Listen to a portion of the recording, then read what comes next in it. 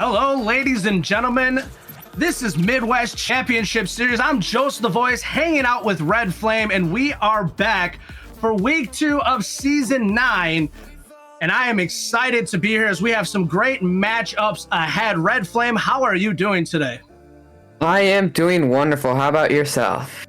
It's a pretty good day. It's Friday, and I am ready for the weekend.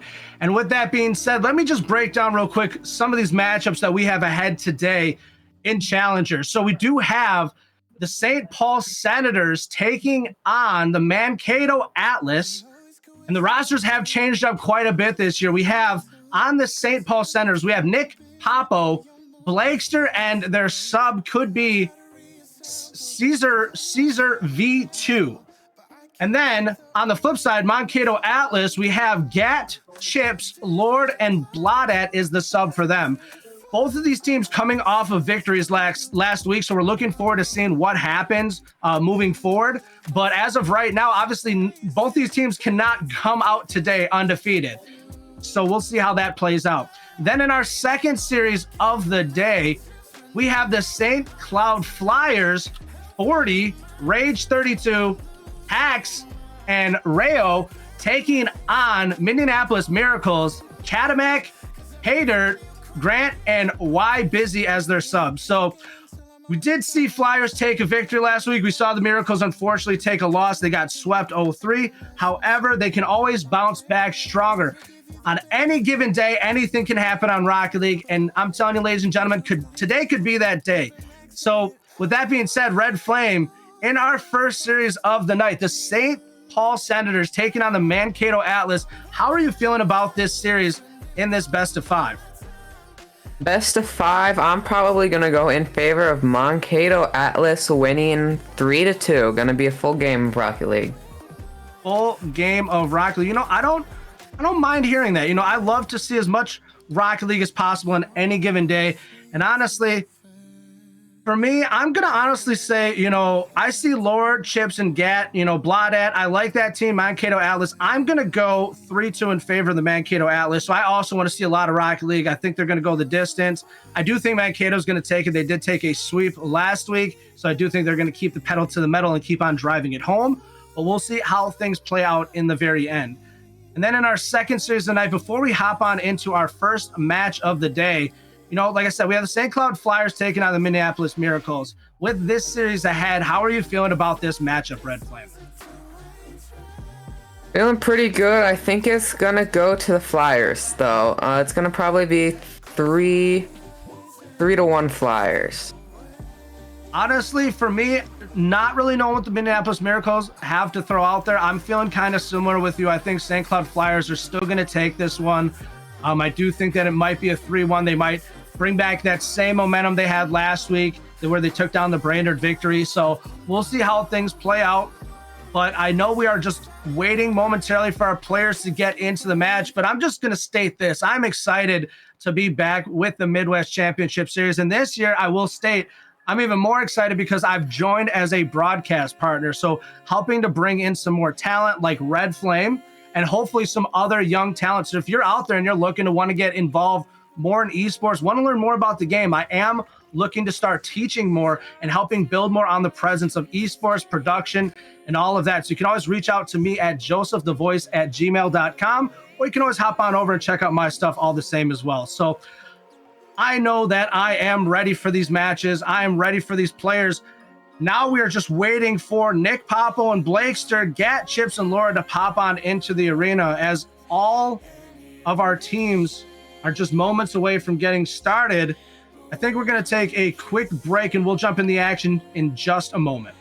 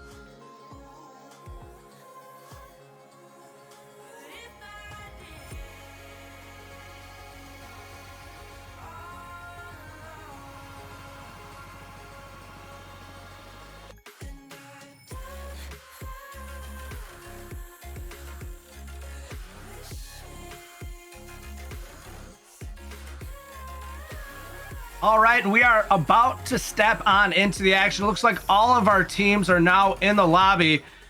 And like I said, we've already made our predictions. I am going in favor of Mankato Atlas. Hoping to see that prediction come true, but the St. Paul Senators are not a team to bat an eyelash at and pretend like they don't exist, because they also came off of a pretty strong victory last week. And we'll see, ladies and gentlemen, if they can do that very same thing today and prove us casters wrong. I know I'm always ready for it. I don't mind being wrong. And here we go, ladies and gentlemen. We got a little bit of motor mouth, it sounds like, on the field. Whoever has it already deserves to lose. I'm sorry.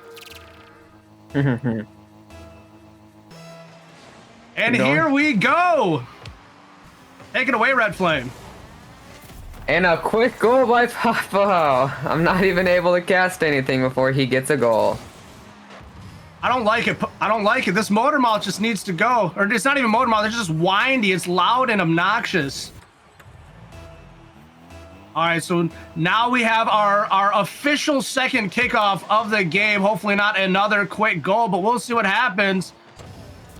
They're up and they are there, and Chips gets one right back. Ladies and gentlemen, we are now tied at 1-1 as Lord puts it up and tries to get the double tap. However, Blakester has other plans of his own, and now they are tied up 1-1. Chips grabbing up the bag and putting it in the back of net. 150 left on clock.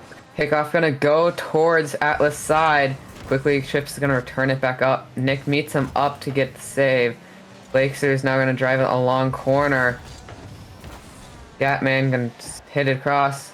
Lord above goal, driving it down. Nick gets a return, but Chips with a save. Gatman over Blakester. Papella there to return it with Chips up high, turning it back to corner where Nick is. Lord now putting it across to Gatman. However, Lord gets it just in front of the car, and Gatman doesn't even need to touch it as it gets into goal and right past the defender.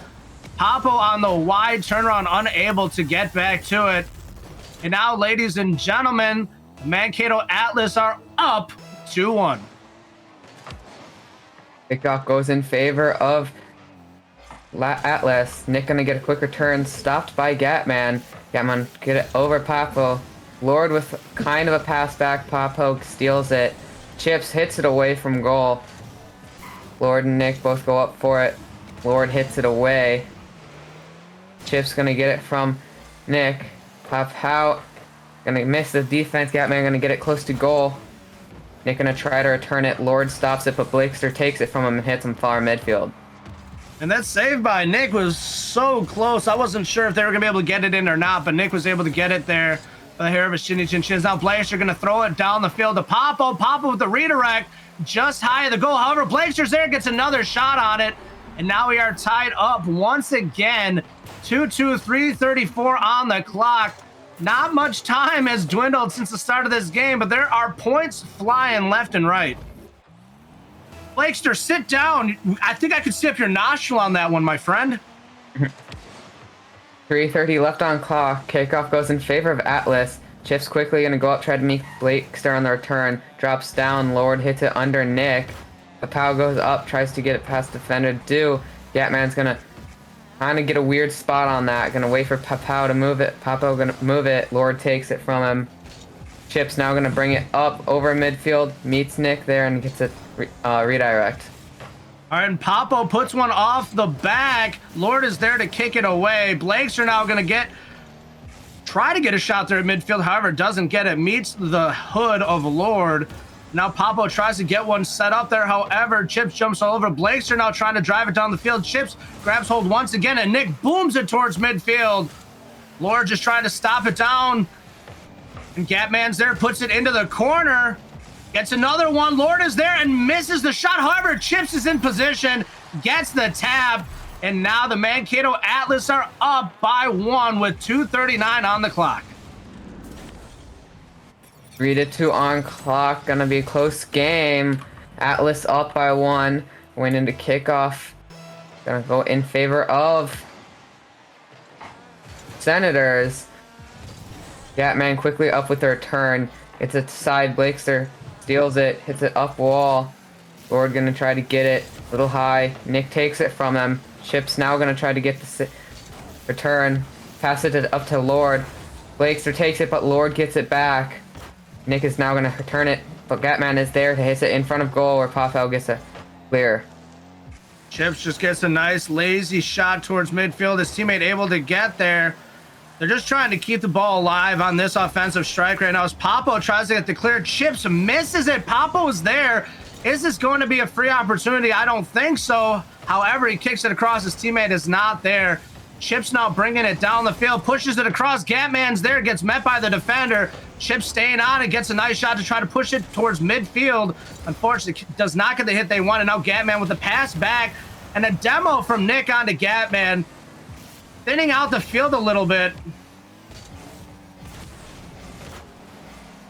Gatman brings it all the way downfield, almost in goal. Gets defended by Blakester, I believe. Chips now bringing it up in corner, pushing it forward towards goal. Hits it up.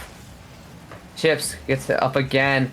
Blakester's going to grab it up from there at midfield. Lord going to take it. Push it towards goal. Gatman gets a shot, and it's in. Ladies and gentlemen, what a setup there, and a strike by Gatman. Lord with a beautiful pass up. Gatman in position, gets it past two defenders.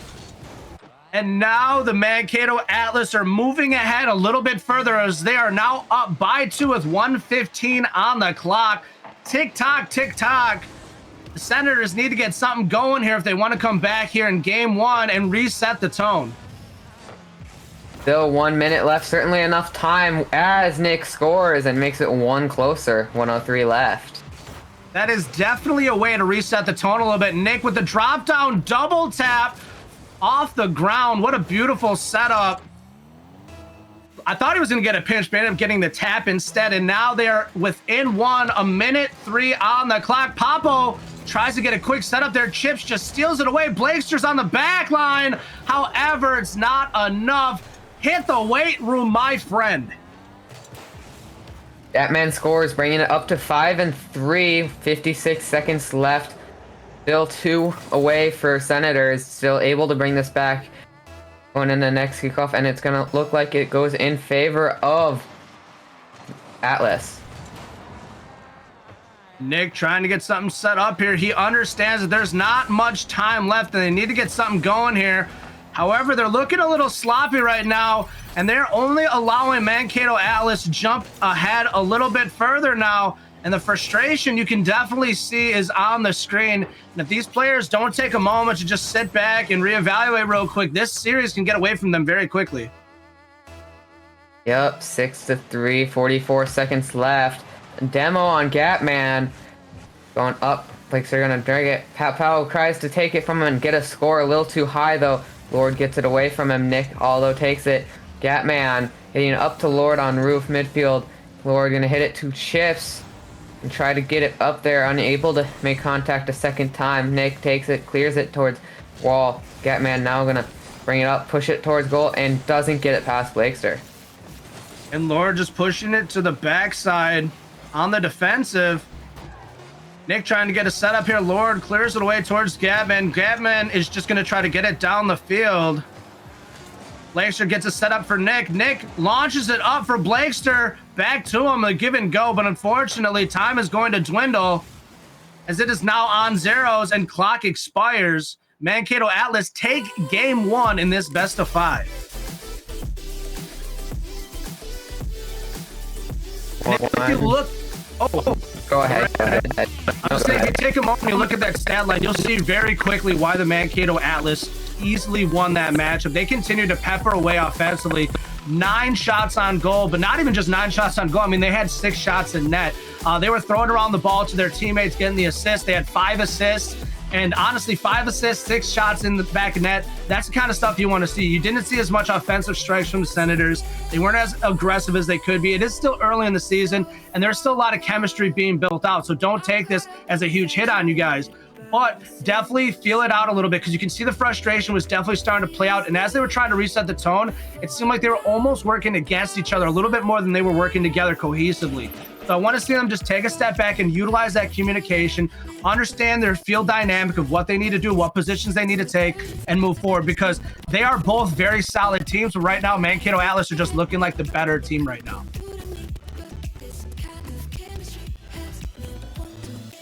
Yep. Looks like we are about to head into game 2. All the players have joined the field. Countdown is going to start soon.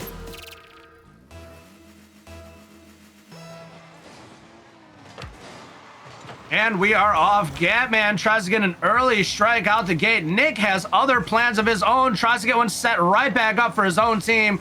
Lord is there. Blakester gets the cut, and now Gatman is a little loose and wild right now. A good clear there by Lord. Now Gatman pushed it down the field, looks to get a setup, or not. He's going to try to finish this one on his own, just high of the net. Blakester getting a clear. Nick gets a nice long clear over the corner. Lord gonna get it over Papo. Gatman gonna hit it up and away from Nick. Gets it cleared down wall. Chips is gonna be there. Hits it past into Blakester. Chips is able to get it away from Blakester. Lord gets it under Papo. But Blake looks like Blakester is gonna be able to get it back a little over net. Now it's gonna return into goal almost, but Blakester with a good save. And Lord trying to get one put back near the front of net. Chips pushes it back towards Gatman. Gatman with the shot on goal. Blakester now booms it down the field with a big clear. Papo gets in the face of Chips, and now Nick is there. A beautiful one and almost two on that one. Great maneuverability on that one to try to get back in position. However, the Mankato Atlas come out first in this one with a goal with 3:47 on the clock. A longer goal this time, taking about a minute 15 seconds. 1-0 for Mankato. Mankato Atlas. The kickoff is going to go in favor of Atlas. Quickly returned by Papau. Chip's going to try to meet him up there. Just gets a bump, but not on the ball. Now Nick gets hit by Lord midfield. Now Blakester's going to clear it side. Lord there, but Blakester does get it cleared down to Gatman. Nick going to come in speeding. Get it up to Blakester. Hit it off wall to set up Papau, but looks like Chips is able to get to that first. Gatman tries to get a setup for himself here. Nick meets him and denies him with a beautiful 50. Lord now tries to get a setup here, and Papo just booms it downfield. Blakester tries to get in position, does not have enough in the tank to get back on it. Now Papo with a nice shot, gets it past two defenders and brings it back with 3:01 on the clock. Ladies and gentlemen, we are tied. 1-1, goal by Papo, tying it up. Basically 3 minutes left on clock. Looks like kickoff is going to go in favor of Mankato Atlas. Papo with a quick return. Gatman chasing it. Lord almost with the shot. Blakester, but Gatman saves it. Nick goes up for one, hits it down. Gatman gonna take it, clear it on wall, and hit it up over Papau. Lord there, too far left of goal, and the second hit doesn't quite go in. Gatman hits it into Nick for a save. Blakester now making a shot, but it's gonna be a little bit too much to the left. Blakester keeping it alive, trying to get another opportunity. However, Lord grabs it, shoots it over to Gatman. Gatman launches it down the field. Lord is there, however, does not have enough in the tank. Just tries to keep it alive by pushing it up in front of the net. And now Nick pushes it to Blakester. Blakester booms it down the field. Gatman's there with a beautiful clear away from the front of the net. Now they're just trying to drive it away. Mankato Atlas are not trying to allow the Senators to get up in this series or even come back. 2:10 on clock. Risky clear by Nick. Does go high enough though. Pop out with the clear up. Lord kind of hits it back to Gatman. Gatman try to beat Nick to it. He does and gets a good shot back to Blakester. Takes it and it's in goal. Blakester unfortunately caught Chips a little off guard there and got it right to the backside. And although he tried very hard to get to it, Chips was unable to do so. He was left in shambles, and now, unfortunately, the Senators have now taken the lead for the first time in this series, and they are grabbing it away from the Mankato Atlas. And this is what you want to see right now, as they are now trying to launch another one down the field. Chips clears it of the net. They are staying aggressive. They understand that right now is not the time to lay low, and a miscommunication there by the Senators. This could be costly. Lord brings it up. Blakester meets him up. Get a clear. Nick tries to meet Chips there, and Chips gets to first. Now back on other side, Gatman. Blakester gets it over him, hits it in front of goal. Pow tries to hit it, misses. Lord passes it to Gatman, passes it back to Lord. Blakester tries to stop Gatman. Gatman does get past though. Pow gonna meet it up at Lord, gets it past him. Chips takes it. Gets it to Nick, who gets a clear. Chips passing over to Gatman. Gatman trying to get a setup here for a double tap and gets it just wide of the goal. Can't find the angle. And now Papo gets bumped out of position as he was waiting to try to grab hold of that ball. Lord playing back patiently, understanding that they need to get a strike here with only 38 seconds remaining, down by 1. The Senators looking to bring it back and tie it up here in this best-of-5 series. Yep, down by 1, 30 seconds left. Atlas is trying hard to get this goal. Blakester with the save. Just gonna get it passed up to Gatman. Almost gets it in front of goal for Lord. Nick gets a clear though. Now it's just gonna try to meet it there. Nick does get it past. Gets it past Lord.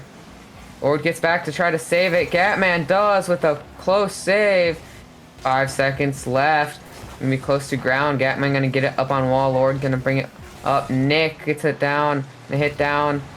Still in the air. Nick's gonna try to get a shot, and it falls just outside of goal for a win to Senators. What a beautiful way to string it together there and find a way to stay on top. And there you go, ladies and gentlemen, a total of 7 shots on goal. They didn't even outshoot the Atlas, but they definitely made sure their shots counted where it mattered. They made sure they played that defensive line how they needed to, and they definitely were moving the ball around to make sure that when they did score that they were getting their teammates involved. You can see that with both goals. They had 2 assists. So right now, the Senators finding a way to bring it back, and they are not looking to just lie down and give it away to the Atlas, as they are hungry, and this is early in the season. So right now, a lot of kinks are going to be worked through. You saw there was a little bit of miscommunication there from the Senators, but they still came out on top here in Game 2. Yep, it's going to tie the series up. Going to be tied up.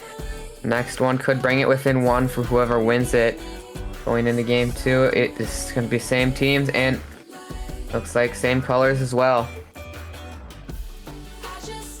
Looking forward to seeing how this series finishes, as both of us expected it to go the distance, and it's looking like it could be that type of series, as both these teams are just going tick for tack, punch for punch right now, and we'll see what happens in the end.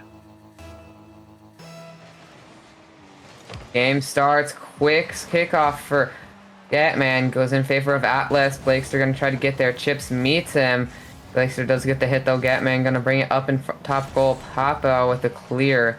Pass Nick to Lord, who gets it up. Nick is going to take that in corner. Gets it past Lord, I believe. Gatman now bringing it across field. Nick, where Lord takes it from him. Blakester then hits it up. Gatman at midfield hits it across, but Pow takes it. Chips in the corner, and Gatman hitting it back to Chips. Blakester meets at the 50, slows it down. Nick trying to get in position to slow it down a little bit further. However, this aggressive onslaught right now from the Atlas, they're just continuing to pepper away offensively and try to get closer and closer to the front of that net, as they're just forcing everything they can towards middle of the net right now. Already with 2 shot attempts, it felt like much more as they just continued to keep peppering away offensively. 3:50 left on clock. No goal yet. Popo up at goal. A little too much to the right. Lord with the save. Gatman brings it down. Gets demoed by Nick. Blakester hits it up. For Chips takes it at midfield. Lord hits it in the goal. Nick is there for a save.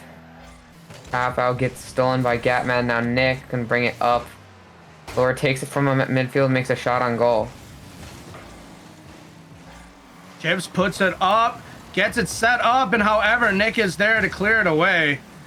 Gatman slowing down Nick's offensive attempt there with a nice cut across, and Popo gets in the face of Lord, tries to get another attempt here, however, it's cleared away by Chips. 3 minutes left on clock. Chips gonna take it at midfield, gets it past Popo. Blake's not past Blakester though. Yeah, midfield. Lord gonna hit it to Gatman, who gets a nice shot on goal, but Popo saves it. Going down the other side, Chips is gonna bring it under Blakester. Gatman takes it all the way down other field.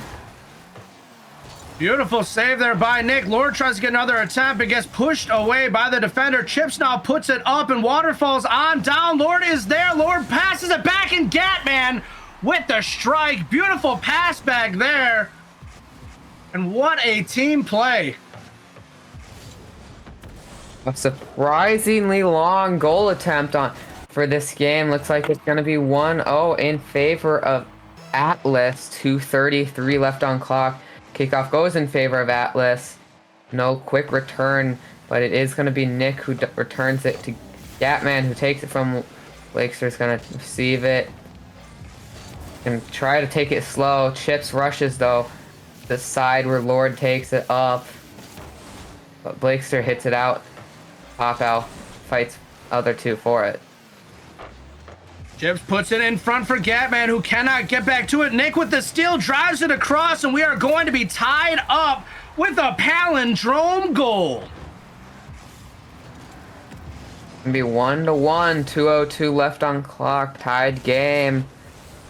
Gonna be a tiebreaker for the series. Whoever wins just takes lead and breaks them in one for the series.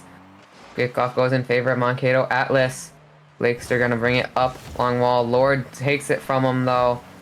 Powell hits it down. Chips hits it above goal, looking for a setup, but Blakester hits it out.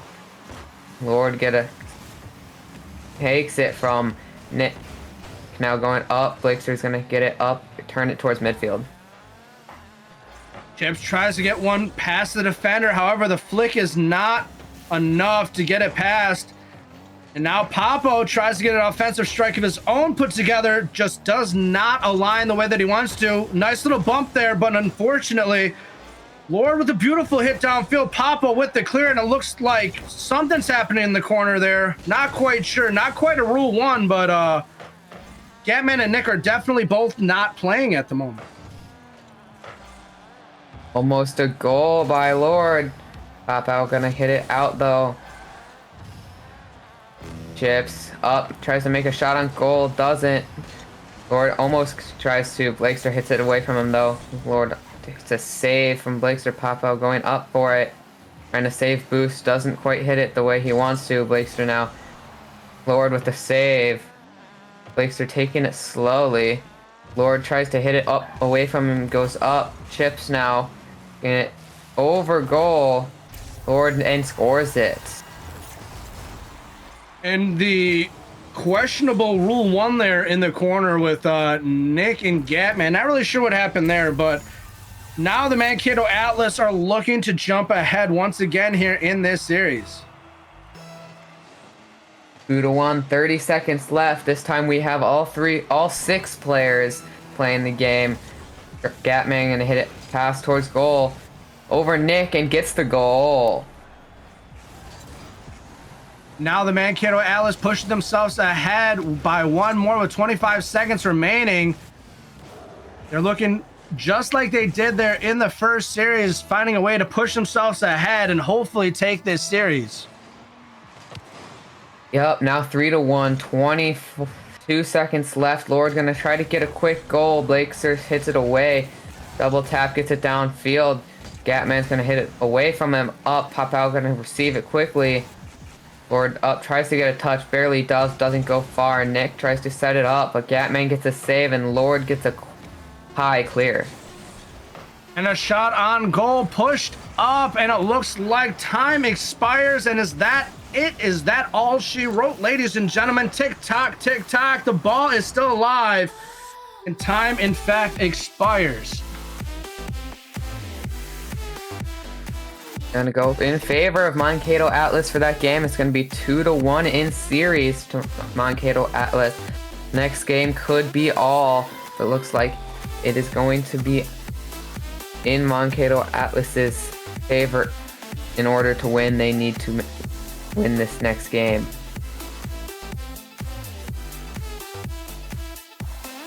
All right, and we'll see. Can the Mankato Atlas shut the door on the Senators, or what might happen here?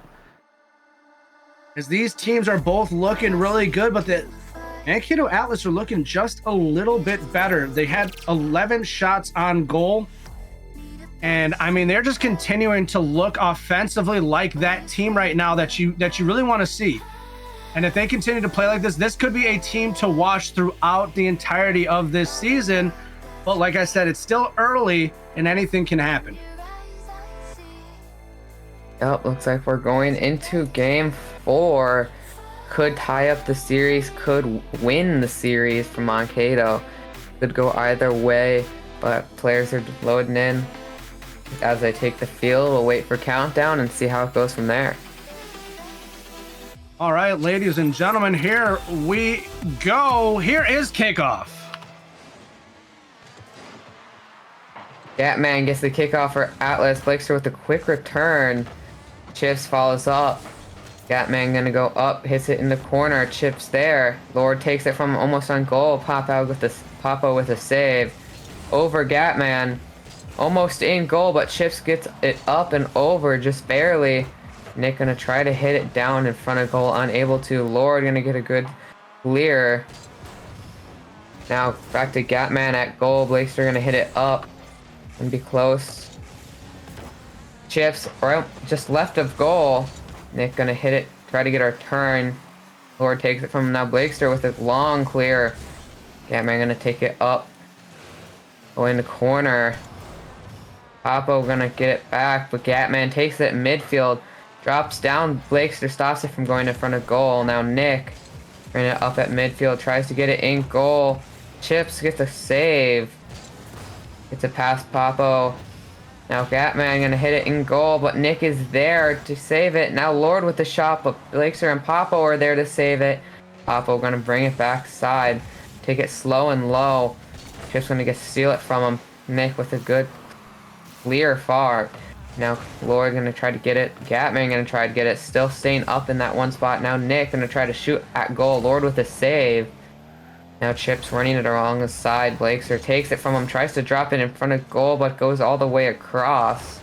Now Papo now gonna grab hold, push it down towards Nick, and there is the strike that they needed.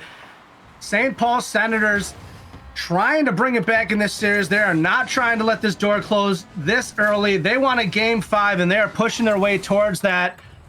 3:23 on the clock, and now can the St. Paul Senators find a way to hold this lead or even push it ahead a little bit further? 1:0, 3:15 left on clock. Gonna stay on Senator's side.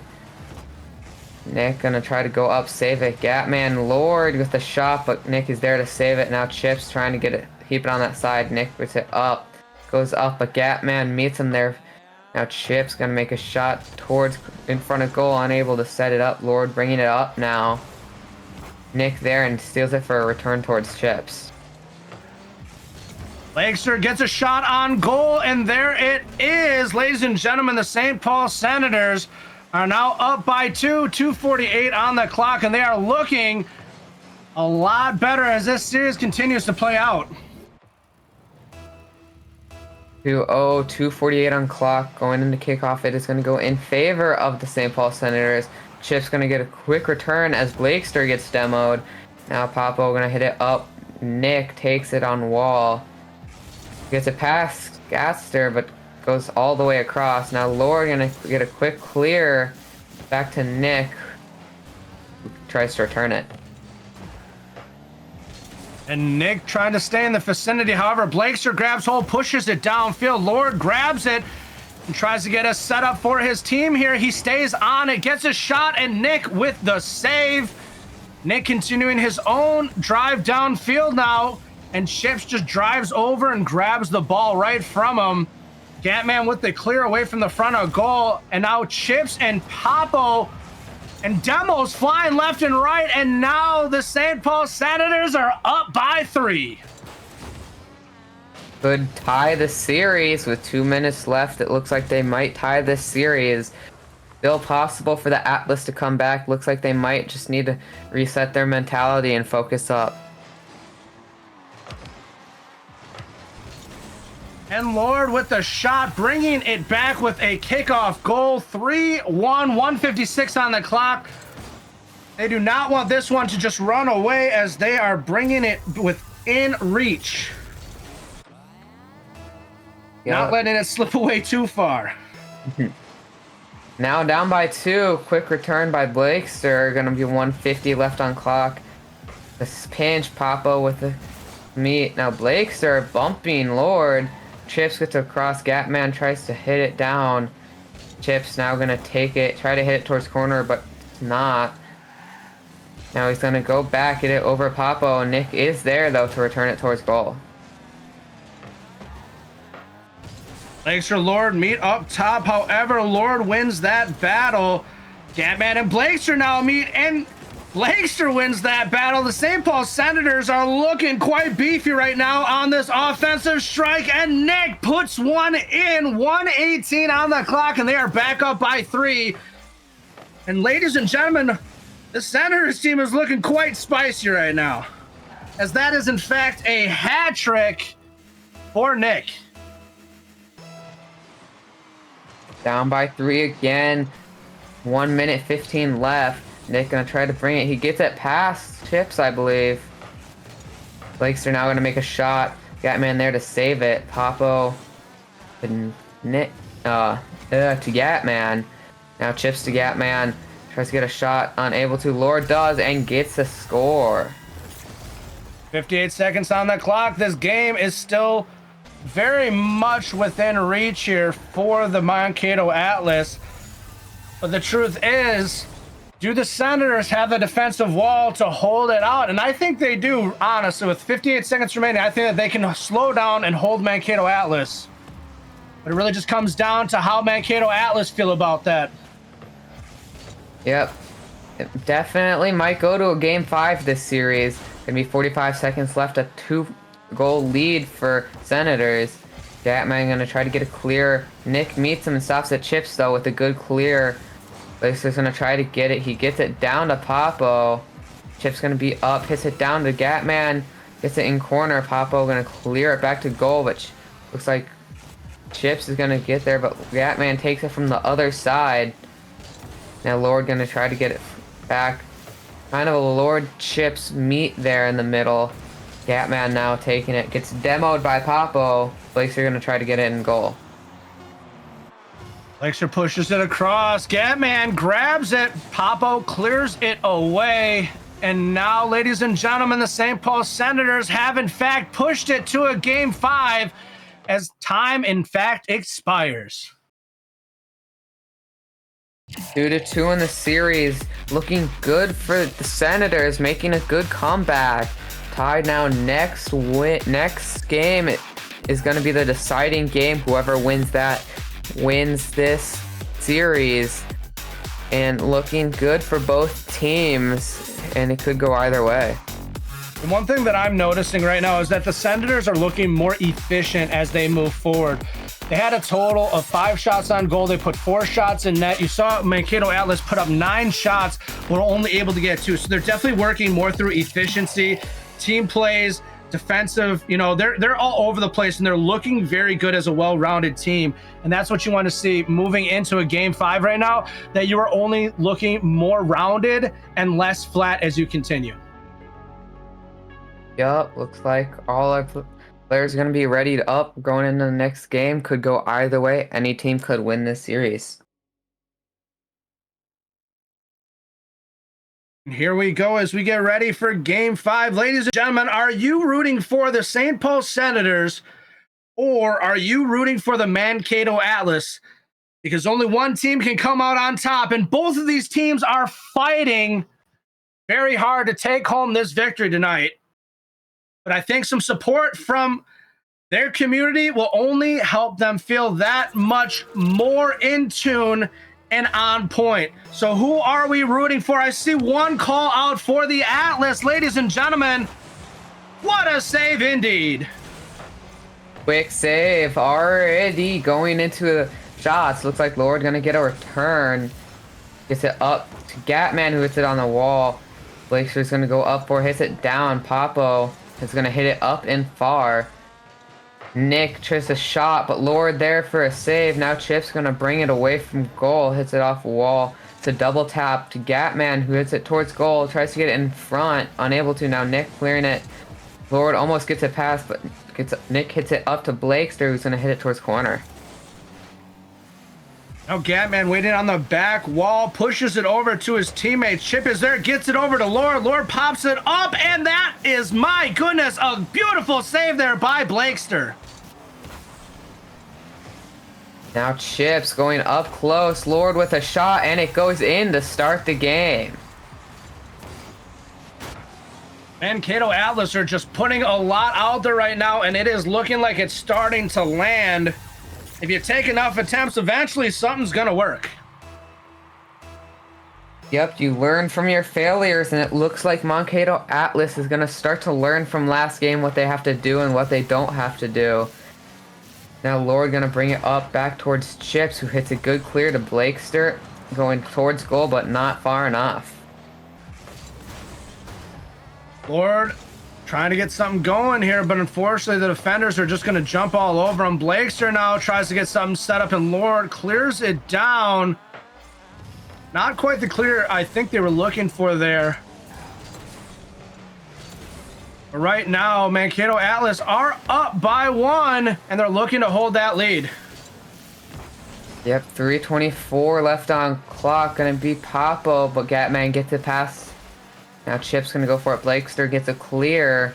Lord gonna hit away from goal. Gatman there tries to get it, but unable to. Now Lord gonna hit it not past Papo. Papo's gonna take it. Chips hits it towards wall. Blakester hits it up towards goal. Lord with a clear. Stopped by Papo again. Now Chips is gonna get it for a good clear this time. Blakester kicking it on over to Nick. Nick booming it downfield. Just high, and Gatman clears it away. As Papo tries to get something going, Chips gets all up in his face. Right now, Mankato Atlas are looking good, but guess what, ladies and gentlemen? The Senators are also looking pretty good as they turn around shot there by Papo, gets it right into the back of net, and we are tied up with 2:39 on the clock. 2-2 in series. 1-1 in game. Could go either way, and now with a good kickoff for Senators. Chips with a quick return. Papo takes it. Gets it almost past Lord. Lord with a good save. Blakester there quickly tries to get it in front of goal, but Gatman gets it past him, off Nick, and all the way to Senators half. Now Gatman's going to try to go. He fakes going up for it. Lord meets Blakester for it. Goes in front of goal, but Chips is demoed. Nick now hits it up towards goal. Chips with a good close clear. Now Gatman hits it back over Papo.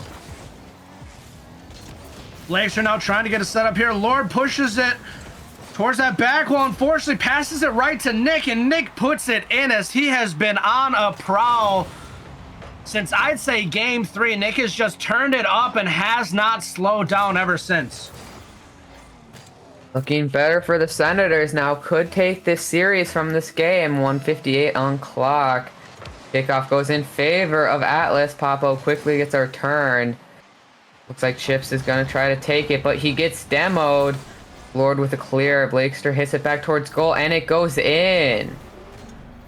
St. Paul Senators on a 3-0 strike since the initial goal from the Atlas, and unfortunately it's not looking very good for the Atlas right now with 1:47 on the clock, as the Senators are just continuing to turn it up and everybody is getting involved. Yep. Gatman hits it up past Nick. Papo Chips takes it back. Now Papo gets a clear. Gatman's going to try to go for it. Nick hits it towards center goal. Lord with the clear, though, going to Chips, hits it up. It's a bumped over towards goal, but Gatman too high to hit it down. Blakester now heading it over towards Atlas side. Nick hits it down, gets it in front of goal, but Lord is there to save it. Papo gets there in front of Chips and knocks it down. They get a shot down towards goal, but however, Papo clears it away. Nick with a boom downfield. We are approaching the minute mark right now, ladies and gentlemen, and the Senators are looking like they are holding that defensive line right now, and they look like they very well could take this series. 3-1, 45 seconds left. Blakester's gonna hit it back in front of goal, and Nick almost scores, but no. Lord with an amazing save. Chip's gonna hit it towards Gatman, who hits it up. Tries to get it back again. Blakester takes it. Chips hits it away from Blakester. Lord meets Papo up for it. Now Blakester gonna quickly hit it back towards Atlas's side. In corner, tries to get it past Gatman, unable to though. Quickly gets returned all the way back to the Senator side. What you're seeing right now is the Senators just playing smart Rocket League. They're just taking slow approaches. They're trying to kill the momentum of that ball. They're doing everything they can to loft it up and just make it a bad day for the Atlas here in Game 5 as they get their official dagger right there. If you didn't think it was done already, well, guess what, ladies and gentlemen? They got one more for you, and the Senators are going to take this series 3-2. Still 1 second left though. Quickly get cleared by Chips. Rolls on the ground and time stops. One thing I will say is that I really enjoyed watching how the Senators continued to push forward and they continued to put the pedal to the metal and they did not give up, even for an iota throughout that series. You saw they continued to pass the ball, they continued to play that defensive line, and they were just moving around, and they were definitely a cohesive unit, much more so than the Atlas were tonight. You saw the Atlas come out very strong. You saw some missteps from the Senators, but as we got through, they just continued to pave the way and feel a lot smoother as they got that much closer to Game 5. And in the end, they take it 3-2. Ladies and gentlemen, that is exactly what you want to see here at Midwest Championship Series. You want to see some good Rocket League at all times, and that is exactly what we got in that one. And I know just shortly we'll be getting ready for our next series of the night, as we are expected to have the St. Cloud Flyers, 40 Rage, and Haxon taking on Minneapolis Miracles, Katamak, Paydirt, and Grant. So that being said, Red Flame, how did you feel about that series that we had, and how do you feel about this series ahead? Series we just had seemed pretty good, although it did not go in the way of our predictions. It still ended up going well. And this upcoming series, probably, I feel like this one might go in favor of our prediction, but could go either way as shown in last game. Absolutely. I mean, at the end of the day, it's such an awesome place to be in the driver's seat, to be able to watch these top-level players compete and really just showcase everything that they have, because this is a really fun league to be a part of. There's a lot of intricacies from the drafting to, how GMs handle their teams, from the, the pickups and the signings and all that stuff. It's a very unique league, and it's a very fun thing to be a part of. And, I'm just really excited to be able to be in this situation. I'll just say that because it's a fun place to be. So with that being said, ladies and gentlemen, we're going to take a quick break, and we'll be back just shortly as we get ready for this next matchup between the St. Cloud Flyers and the Minneapolis Miracles.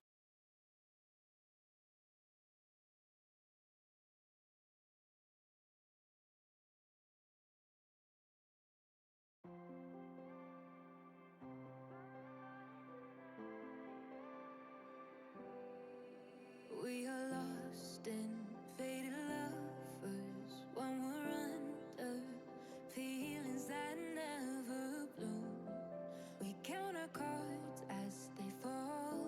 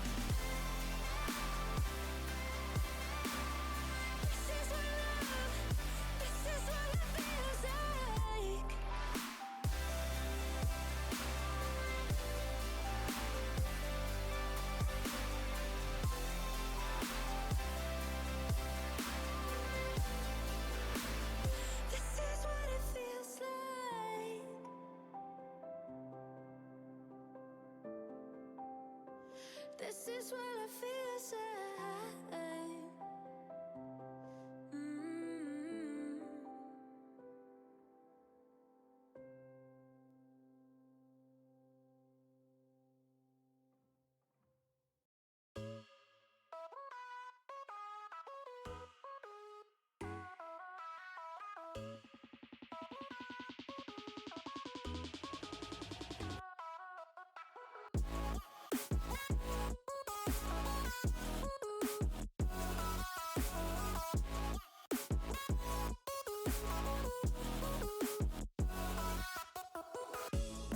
You've seen me here before, above the mountain tops. With every step I take, I show the world what I got. I feel alive again.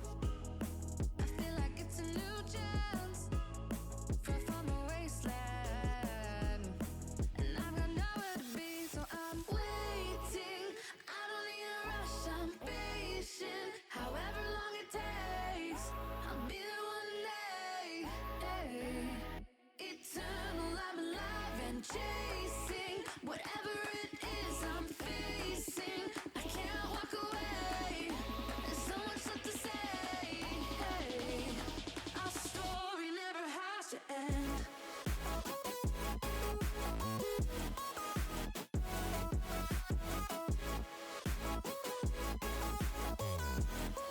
Eternal, I'm alive again.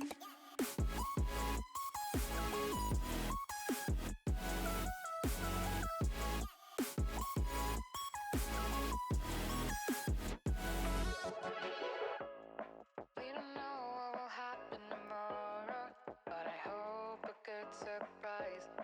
I could flip all the time that I borrowed and make another life. You can break my stride. There's a palace in my mind, made of light, and it shows. Yeah, yeah. The stars are falling, skies are raining gold. Yeah, yeah. Forever I'm free, that's what could be. So I'm waiting. I don't need a rush, I'm patient. However long it takes, I'll be there one day. Eternal, I'm alive and chasing whatever it is I'm facing. I can't walk away. There's so much left to say. Our story never has to end.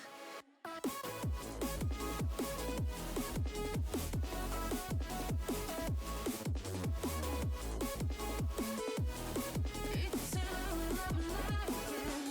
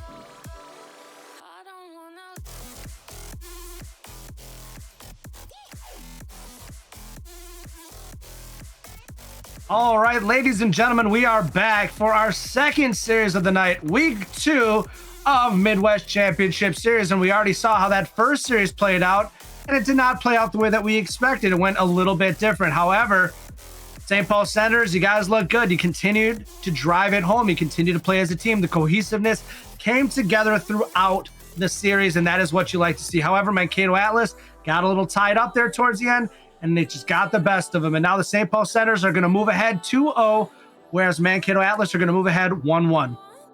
Now, as we move on to the St. Cloud Flyers taking on the Minneapolis Miracles, going to be a good series. Both of us are currently in favor of the St. Cloud Flyers. However, this Minneapolis Miracles team at any given point could pull out just that, a miracle, and topple the Flyers. But we'll see what happens as this series ensues. It does look like our players are just about ready in the lobby. I know I'm ready. How about you, Red Flame? I am certainly ready. All right, well, ladies and gentlemen, boys and girls, children of all ages, step on up because it is that moment we have all been waiting for. Series 2 of Week 2 between the St. Cloud Flyers and the Minneapolis Miracles. Almost a quick goal. Gets returned by Ray. 40 going back for it. Goes up. Gets a clear. Now 40 gonna try to bring it past. Gets stopped. Rage going up. Gets it hit away by 40. Ray almost in. Now under a demo on pay dirt. Now 40 gonna hit it away. Ray gonna be there but gets stolen by Kodamak. Pay dirt now. Getting it up and over goal, and I'm gonna hit it back, try to get it in middle for Kodamak. Doesn't find an opening though, so just carries it across. 40 tries to get it back, and it scored by Grinks.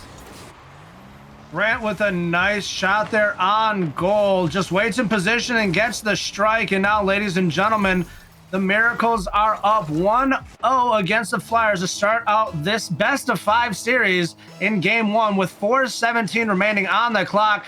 Paydirt's going to grab a hold, gets a good kickoff. However, Ray is now up on it, and Grant is there to kick it away. 40 tries to put one back in position.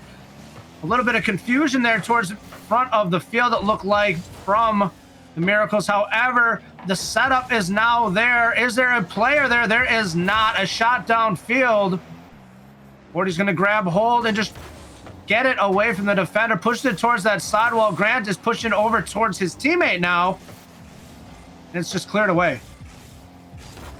Paydirt with a clear right up there. Hits it down probably for 40. Unable to get there. Kodamak gets a clear. Bringing it in front of goal. Rage is going to get it out. 40 goes up for it. Hits it on wall. Down towards goal. And it's in for 40. We are tied up 1-1, 3:29 on the clock. 40 with a nice shot. Puts himself in a position to tie it up now. It's anybody's ball game as this series ensues in Game 1. Now 40 gonna get a good long shot. Almost in goal, and then he hits it in for goal. 40 looking to try to get a hat trick already, close to start out the game. 2 out the gate already. Doing a great job to put the Flyers ahead. 2-1, 3:23 on the clock. Ladies and gentlemen, this is a good game so far. A little back and forth to start it out, but definitely a good game to start out nonetheless. Yep, 3:15 on clock. 40 goes up for it. Grant there to hit it back. 40 goes up, gets a long clear this time. Kodamak gonna hit it back, almost on goal. Rage hits it out. Kodamak hits it in front. Ray hits it away from Paydirt. Now 40 gonna bring it down. Grant hits it up. 40 with a quick return across field. Tries to go a pinch. Kodamak gets to it first. Now Rage gets it almost. Kodamak tries for a goal. Barely too high. Now 40 gonna bring it back. Hits it clear along wall. And right now, Paydirt puts it towards the front of his net for his teammates. And now it gets put right back towards the front net. Paydirt grabs hold once again, 50s it off the defender. just wide of the goal. Katamak is there, however, does not get the hit. Grant slows it down. Pater grabs it, puts it towards the front of net, and Katamak puts it in for the goal. Ties it up 2:19, 2-2 on the clock. Good score by Kodamak, now tied up. 2:20 on clock, basically. Going into kickoff, looks like it is going to go in favor of the Flyers. Grant with a quick return up to Ray, who now gets Kodamak. Ray gets it back from Kodamak. Long clear into corner. Pater gonna hit it straight downfield towards goal. 40 there, gets it out of 40. High, Grant shoots down and gets a goal. The Miracles are trying to start out this series up. They are putting themselves in a good position to do just that as they push themselves ahead with 2 minutes remaining. Kickoff goes in favor of Miracles. Now Rage gonna hit it alongside. 40 hits it up past Kodamak. Now Grant gonna hit it past clear. Up to Kodamak, tries to get it down in corner. Ray gets it back. Pater takes it from him.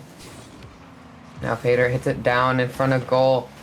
Now Rage with the save and a shot and goal by Grant. Grant gets himself a hat trick, 5 shots, 3 goals, and in fact a hat trick as he is putting his team ahead in this series and looking to try to push themselves ahead here in game 1 and hopefully set the tone to move forward. 4-2, 1:30 left on clock. Looks like this game might go for the Miracles. Grant goes for a score. Ray gets clear. 40 now bringing along the wall, gets it past Kodamak.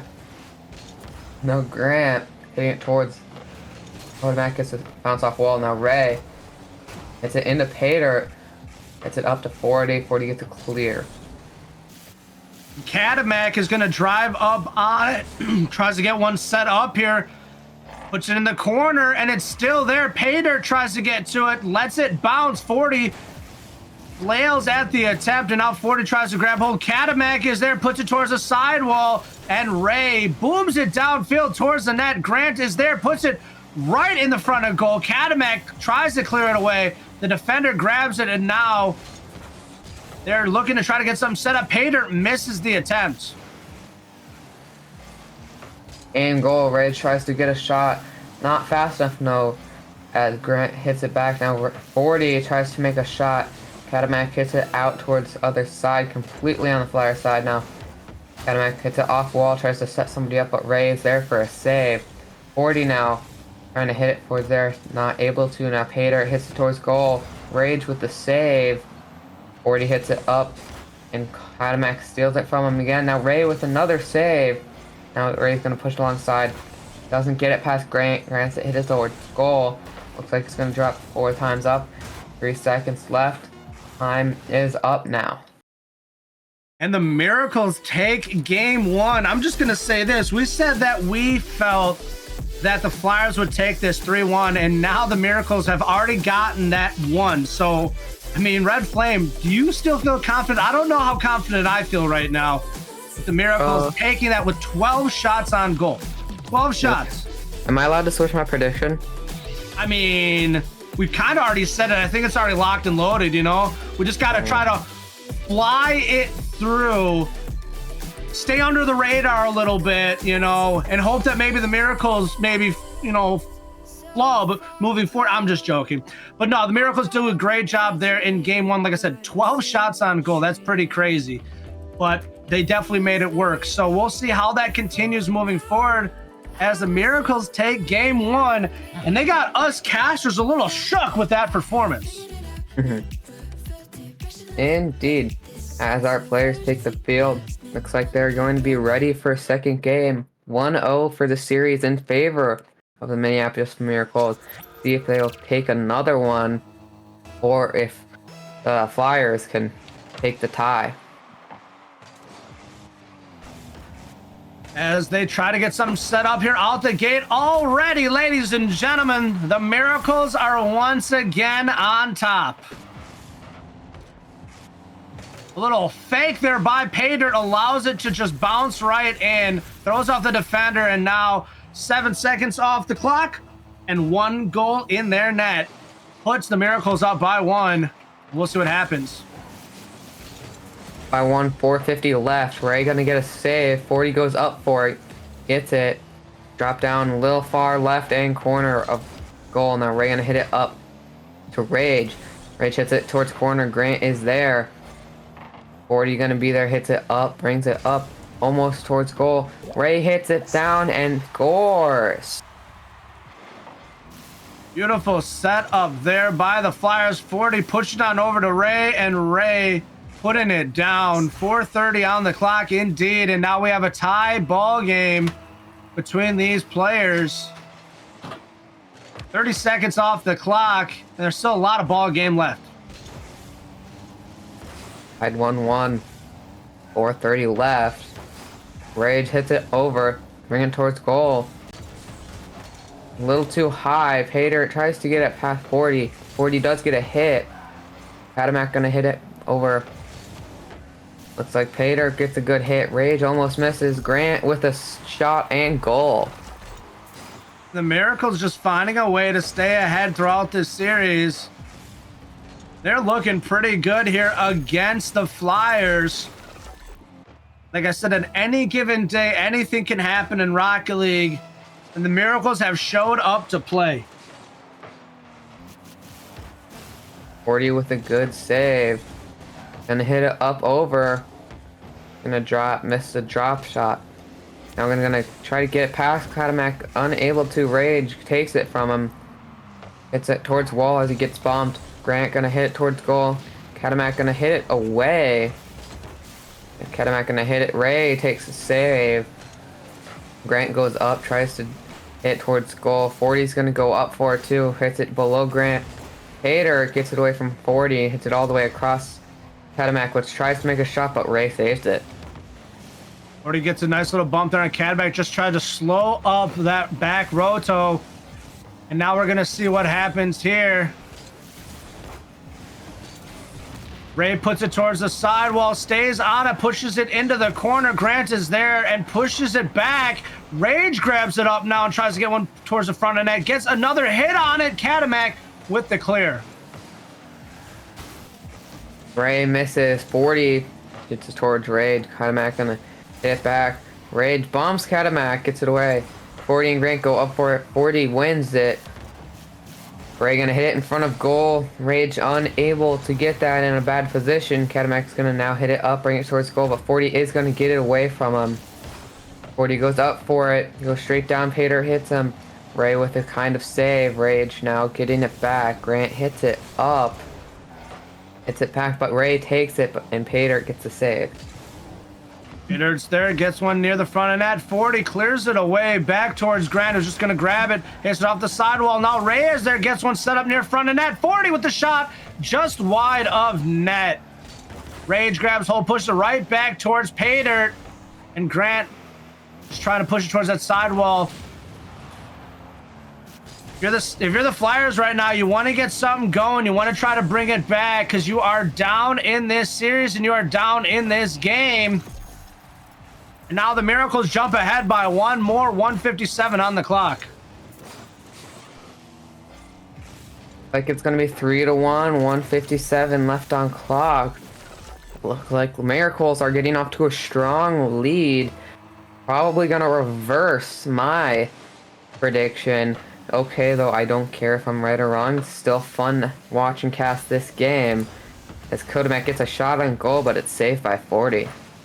Yeah, I'm all right with not changing my prediction. I just look at it like this. Next time I see the Miracles, I'm going to think twice before I can consider a loss in their category against whatever team they're going up against. Because this is looking like a team, just like we saw in that first series, a team that is here to compete. And they're already getting the cohesion here early in this, early in the season already. And definitely early in this series nonetheless. Yep, now up by 3, 4-1. 1:30 left on clock. Ray's gonna hit it towards goal. Rage. Paydirt takes it from him. Now 40 goes up for it. Takes it up and slow. Almost in goal. Grant takes it though. Ray, not a good shot, but Rage gets it up. Ray there gets demoed. 40 of the shot and goal. A minute 20. And the Flyers are not allowing the Miracles to just slam the door in their faces. They are still hungry. They are willing and they are wanting right now. They are down by 2 with a minute 20 on the clock. Do they have what it takes?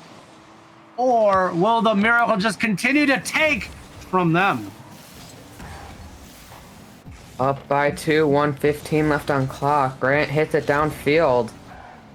Hater there, Rage hits it past him. Kadamak gets it up towards goal and makes the shot.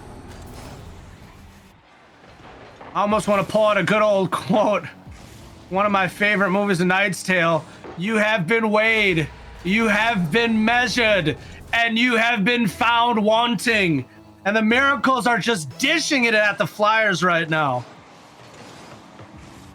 1 minute left, 2-5. Miracles have a 3-point lead. 40 gets it past Grant. Grant gets a bump though. Rage gonna hit it to 40. Hits it towards corner pay dirt now. Go to Kadamak, gonna hit it towards Rage. Rage up. Gets it down. Ray goes for it. Grant takes it from him now. Rage with a shot. Go to Mac with a save and Ray with a center. 40 misses it. Ray quickly with a return to corner. Now Rage is gonna attempt to make a shot. And it's in. And the Flyers bringing it back within 2 with 31 seconds remaining. I mean, how are you feeling about this deficit with this little amount of time remaining? Do you think that they can do it, Red Flame? I don't think so, because Minneapolis Miracles defense is really good, as with their good offense. I feel like they might get lots of save and just push it another 30 seconds. I think 1 might be possible, but 2 is definitely pushing it. Kadamak trying to get something set up here for another goal. However, the Flyers are not going to allow it with 10 seconds remaining. Tick-tock, the clock does not stop. And 40 booms it down the field, and I do not think we have enough time, ladies and gentlemen, as time looks to expire. And the Miracles go up 2-0 in this series, and they look to close the door on the Flyers early if possible. 2-0 in this series. It does look like Cadillac left. Don't know what that was for, but he is no longer in this lobby. More than likely just going to make a quick car adjustment. You know, sometimes you're not feeling the flow of what you're riding, and you got to go reassess yourself, and they are back in the game, and they are ready to go. I know I'm ready. I know you're ready. They're ready. We are here to see how this series plays out, and right now I'm telling you, the Miracles are looking pretty good. I didn't know what to expect, and I said that coming into the series. I saw the Flyers did very good there in week 1. However, it is just not looking like they are flying together as a unit right now, and they are just separated, and they are split apart. This last match could bring them to a 1-point difference, or it could win the Miracles this series and make it a 3-0 sweep. Well, ladies and gentlemen, it comes down to this game right here for the Miracles to really seal it. Obviously, this is the best of 5 series, but they look like they want to seal it early and reset the tempo as they continue to push forward in this season. It's only week 2, but ladies and gentlemen, sometimes you got to make your mark, and right now I think is that time for them to do just that. If it could kick off towards Flyers, quickly return demo on 40. Ray gonna hit away from goal. 40 with a long shot.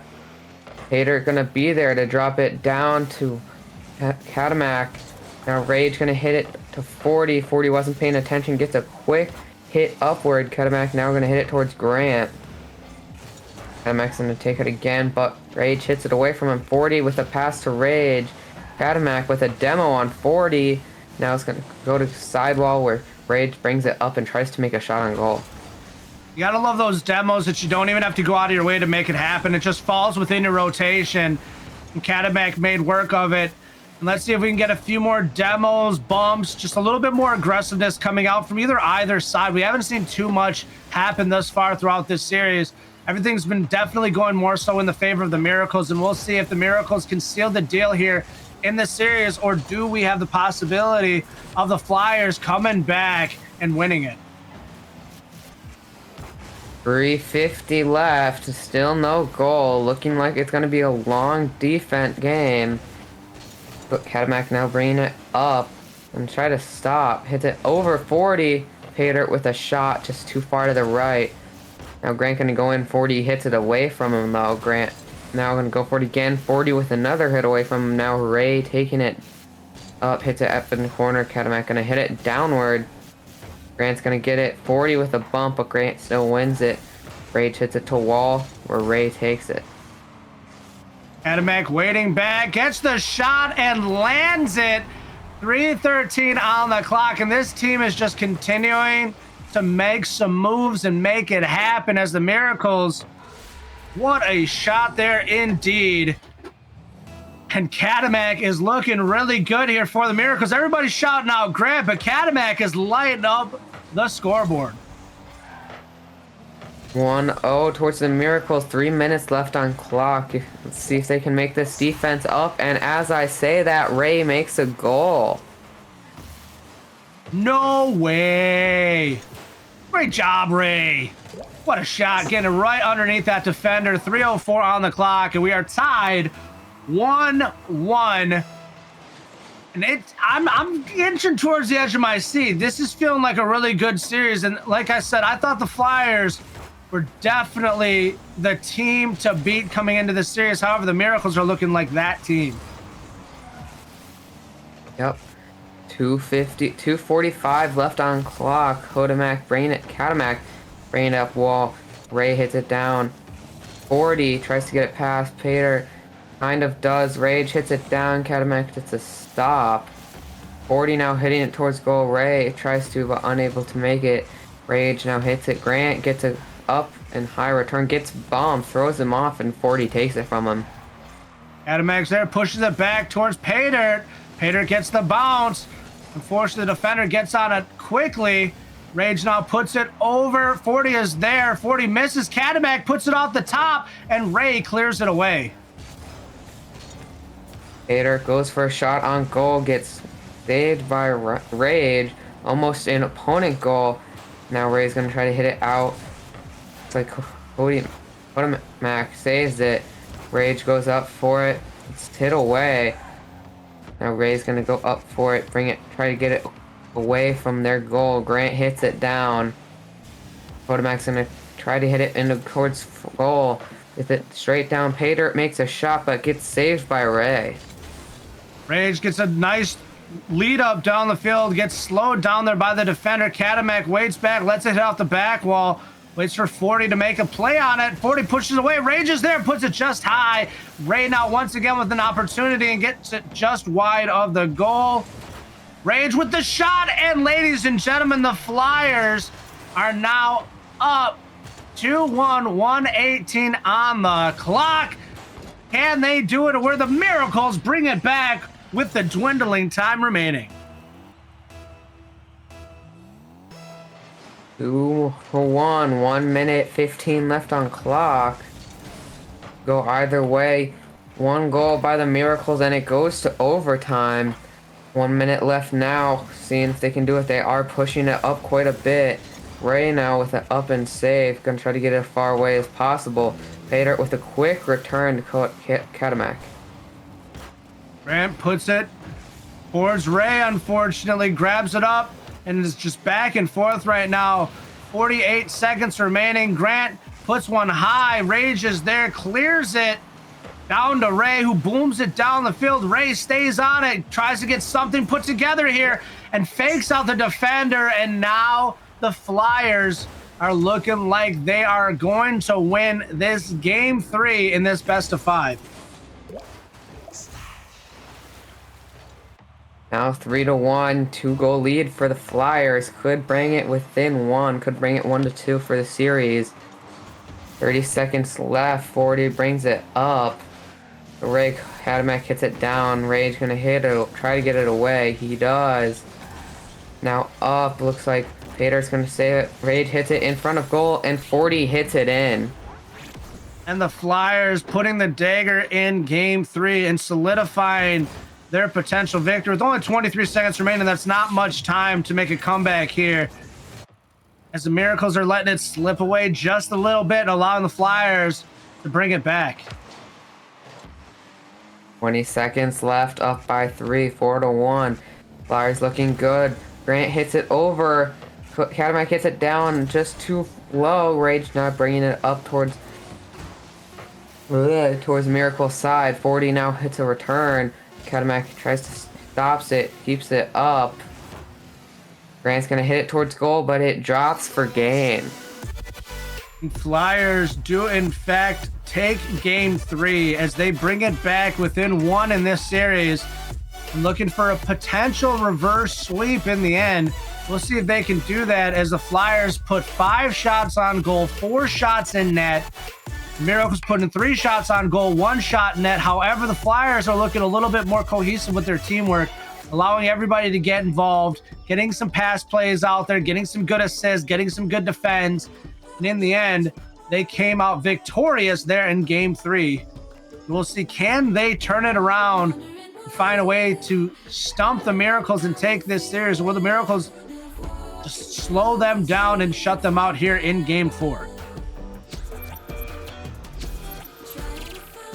Now 1-2 in the series, still in favor of the Miracles. This could either tie them up or get them a win. But looks like our players are going to take the field and the timer is going to start. All right, here we go. A favorable kickoff here for the Flyers. However, Grant is there to push it away, stays on it and slows down 40.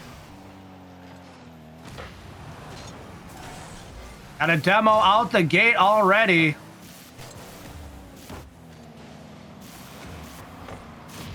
Adamek puts it off the back wall. Rage is there, puts it towards Ray. Ray with the shot just high of the net. 40 is there and puts it in the back of net, and the Flyers are starting to heat up. Quick lead to a game, up by 1. Flyers doing good. 4:34 left on clock.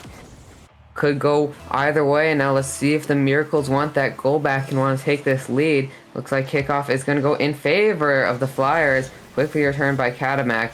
Hits it past Ray. Hits it down, gets a double tap. Pater hitting it towards goal. 40 gets a save. Grant hitting it towards goal. Rage with the save. Cadillac with goal. And now Ray with the save. Now we're going to get returned over to Pater. Hits it up, brings it up. Rage beats him to it and gets it along clear. 40 tries to get something put together here. Cadillac grabs it up, but Ray cuts the difference, gets the shot, and puts his team up by 2. A beautiful cut around there, allowing his team to get that goal.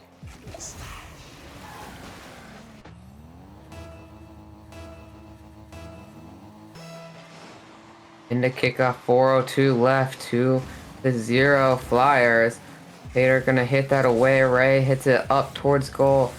Grant too high. Ray gets it towards on goal. Cadillac gonna get a save. Now he's gonna try to clear it top right. Hits it clear past Rage. Ray with a save. Gonna hit it clear towards middle. 40 hits it up and down. Pater gonna get shot cleared. Grant gonna get it past towards corner. Gonna follow up, bring it up just low enough for Ray. Now Cadillac gonna hit it in front of goal. Tries to get a shot, and he does. Cadillac once again making a big play to put his team within 1 with 3:25 on the clock. Let's see if they can bring it back and tie it up before this clock expires and potentially even push themselves ahead. 3:25 left on clock. Kickoff goes in favor of the Flyers. Quickly returned by Pater. Cadillac gonna hit it towards goal. Rage with the save. Now Grant gonna hit it up. Cadillac gonna hit it towards mid. Now gets past 40. Ray hits it. Puts it in front of goal. Risky. Cadillac hits a shot too far left. 40 trying to clear it. Grant takes it. Hits it towards goal. Rage there. Gets it stolen by Pater. 40 there to hit it away. Grant hits it, but it goes the wrong way. Hader pushes it across the field. Teammates in position. Grant with the shot. However, Ray pushes it just high of the net. Pater now tries to get something reestablished. Cadillac is there with the not so good hit, unfortunately. Need a little bit more power behind that one. Ray now, Cadillac at midfield, hits it to Grant. Rage saves the shot on goal. Pater now hitting it side to Cadillac. Gets it past defenders and in for tie game. Unfortunate for the Flyers as the Miracles managed to sneak one past Cadillac once again. As I said in the beginning, Cadillac has definitely been one of the bigger reasons as to why the Miracles have been doing so well today, and I'm really invested in seeing how their season continues to play out throughout the season. Up 2:10 left on clock, tied 2-2. 40 bringing it down, gets stopped by Cadillac. Rage with a shot, saved by Pater. Now Ray gonna bring it up, try to get a shot down. A little too high, Cadillac gets it away. Now 40 gonna hit a shot. It's diverted. Now Rage gonna try to hit a shot, bounces off 40, goes the wrong way. Grant tries to get it past 40, unable to. Cadillac gets it though. Now Ray gonna hit it down, Cadillac misses, and Pater's gonna clear it towards goal. I haven't seen too many big misses like that from Cadillac today. However, there was definitely one that they're going to wish they had back there. Cadillac tries to get something set up, misses it. Grant is there.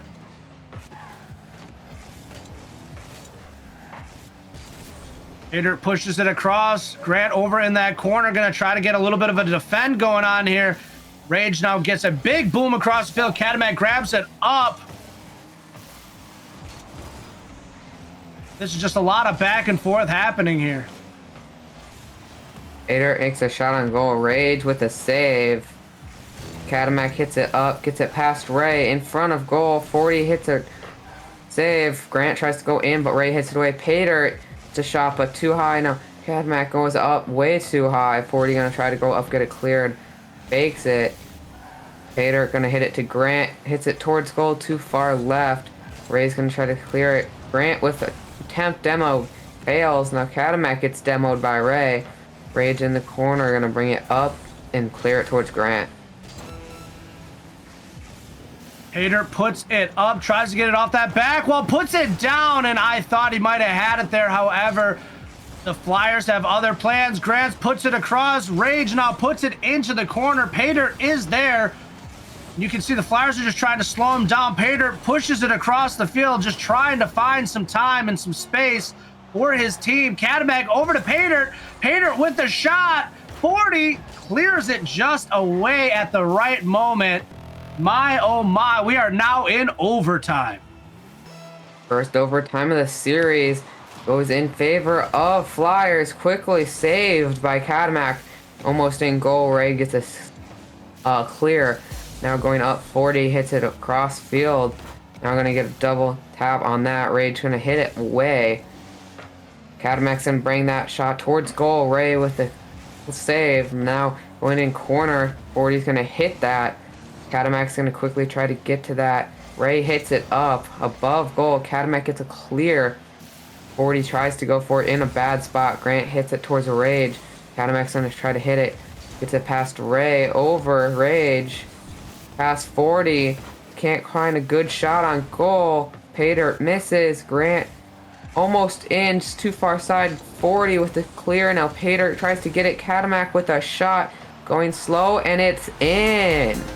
Cadillac seals the deal, ladies and gentlemen, with a hat trick. And the Miracles, in fact, take the series 3-2. Or 3-1, apologies. Good series overall. Could have gone either way at the end. It's just good offense by the Miracles and okay defense by the Flyers. Miracles were just able to come out and make some good landing shot that went in back of goal. That was quite the series, and once again, a really good one to be able to be in the driver's seat for. Was not expecting the Miracles to come out so heavy-handed, and they definitely showed why they deserve to be in this league and why they are going to be a team to watch moving forward. Keep your eye on Cadillac, ladies and gentlemen, as that was definitely a defining player throughout that series.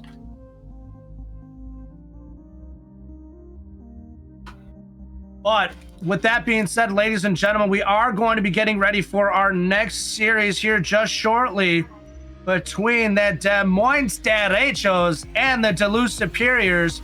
I'm Joseph the Voice hanging out with Red Flame. I might be back for the next series, not 100% sure. But we'll be hitting a break and we'll be back just shortly.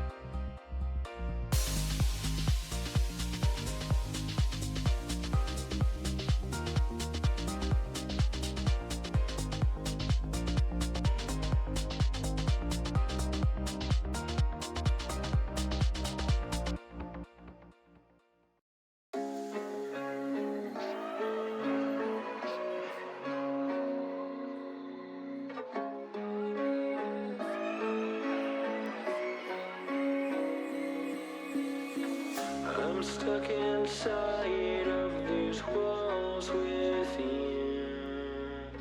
I don't recognize who I've turned into. I'm losing hope and getting myself back. Everything around me is starting to turn black. Don't tell me you're hurt again. Tell me how wrong I am. Tell me how it's all my fault. Yeah, I've met my match again, starting from scratch again. Where is the pleasure in all this pain? Don't you lie to me. Say it's all okay when it feels like I'm drowning. I hate to say goodbye, but it's time to go. All I need is someone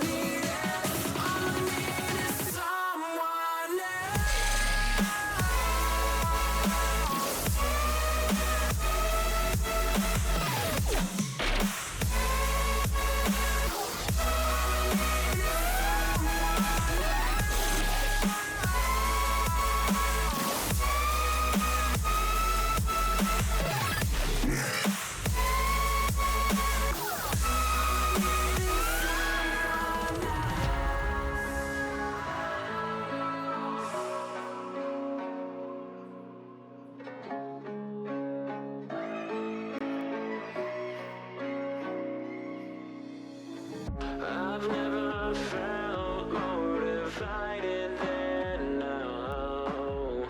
Every word that leaves your lips never means how it sounds. You've conquered the best of me, could have just set me free. Games that you play are just second hand.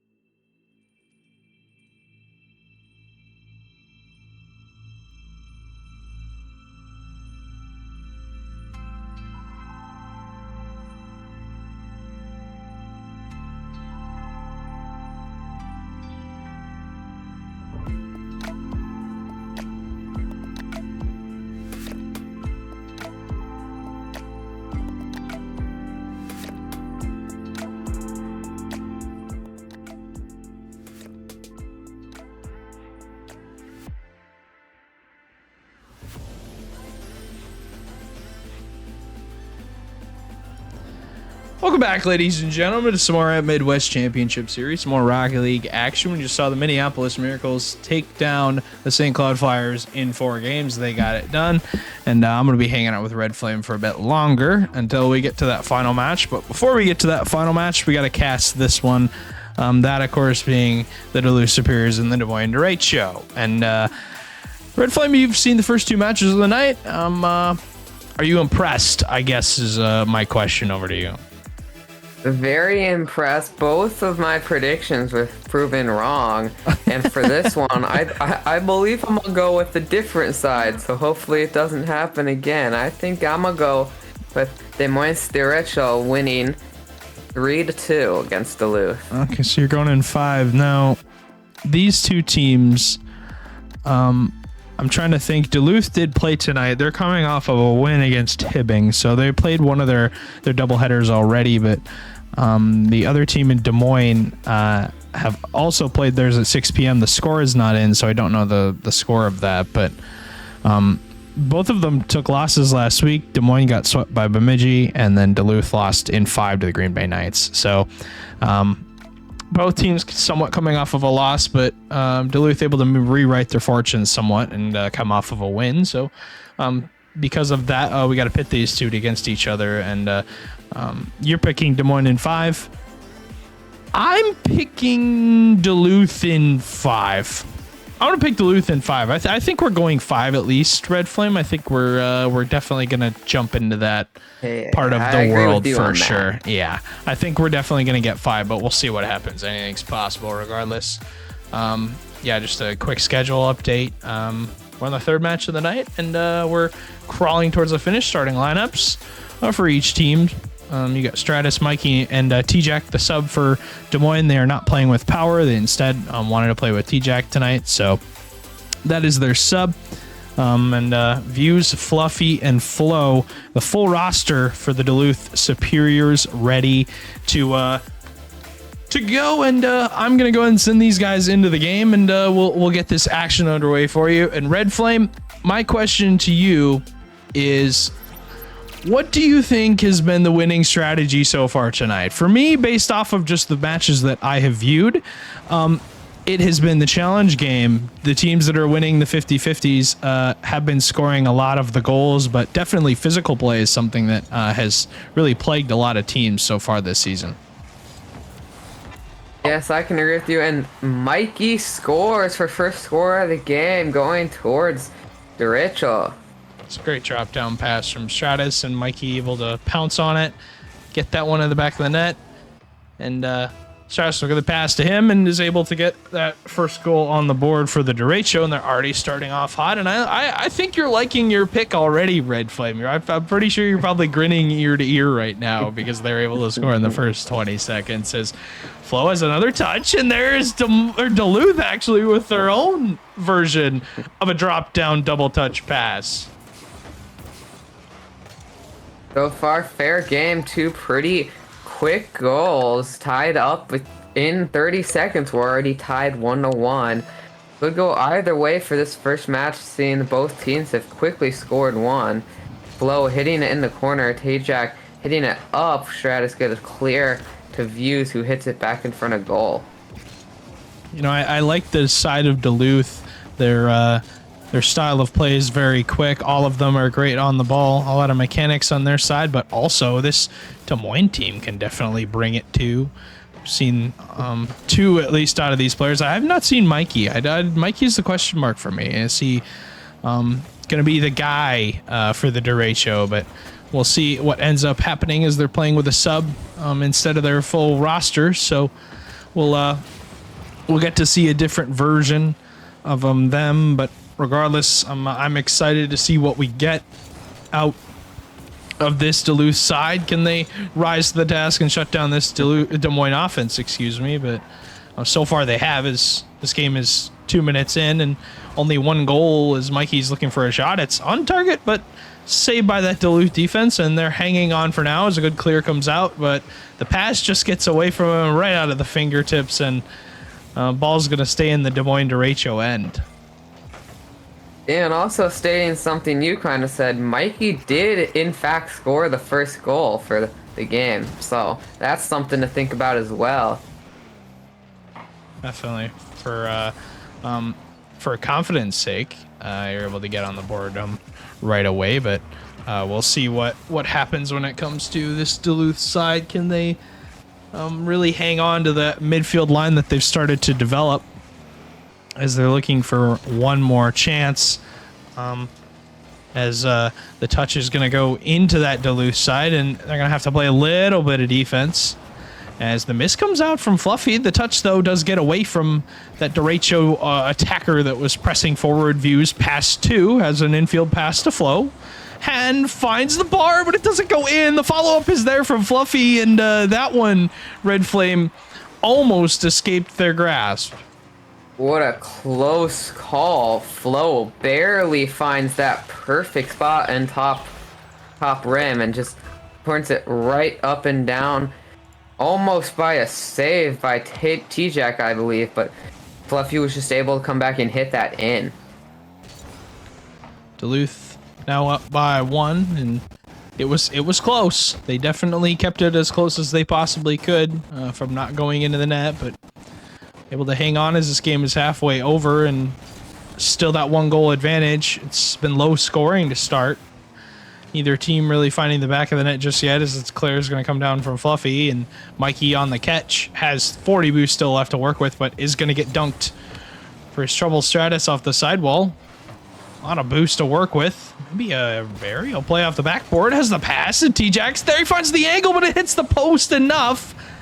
As he does get the demo on the back line, Duluth will escape and get a bump. It turns into a team bump, and an homage off the backboard is somehow Derecho are able to escape out of a hairy situation that they probably should have scored off of, as that was a great pass from Stratus. The shot just came away from the Des Moines side, and it did hit the post, as they are going to hit the post of their own. Duluth somehow don't find the back of the net and find the third, but it was a demo on the back line and an open net for Views. He just couldn't find it. That post is definitely being the perfect fourth defender right there, doing more, almost more than the players have in stopping that ball. It just goes straight down the moment it touches it, not really thinking of much, and the players, all they really need to do is tap it in. That's true. They don't need a lot, Red Flame. It doesn't take very much to put that off the post if they can hit it, but once they're by that ball, they can't really do much with it. 45 seconds left. Stratus pass across. Doesn't have really much boost to work with. Is able to get that one to go, but it's going to go off the backboard once again. Des Moines still on the press. Duluth trying to hang on with 30 seconds left. Stratus up early. He's going to run out of boost, and this team's likely going to run out of time if they can't get ball possession. Flo knows it. It's going to take the corner boost and take all day, and is going to burn a solid 20 seconds, though. Stratus gets a beat on the ball. T-Jack's there for the shot. It's going to be denied by Fluffy, who sits in the way and able to find Views. Counterattacks in, and Duluth likely going to cap off game number 1 with a win, as they find the infield pass, and the shot's going to come away from it. Wonderful long shot by Views. That pretty much sets the game right there. 3-1, 8 seconds left. Still possibly could get 1 goal, but most likely not enough to tie the game.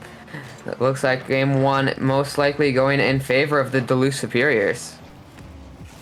Ball is gonna definitely hit the ground in a second, and it does, as Duluth up by 1 to start, and they controlled that game. The majority of it had more shots. Actually, didn't have more shots. 7-8. I guess you could say they get outshot 10-8. It's about as close as you could possibly want, Red Flame. But still, regardless, they scored more goals, so they're able to win. But yeah, no, concerted effort from all 3 players. Views, though, tops the scoreboard at 525 points for his team, and Stratus tops Derechos, but still, it was not enough. Even outshooting the Superiors was not enough. The percentage was not as high. And so as a result, Red Flame, we find ourselves in an interesting scenario of Des Moines have more of the offensive pressure. They just can't find the back of the net as much. Probably something to think about going into game 2.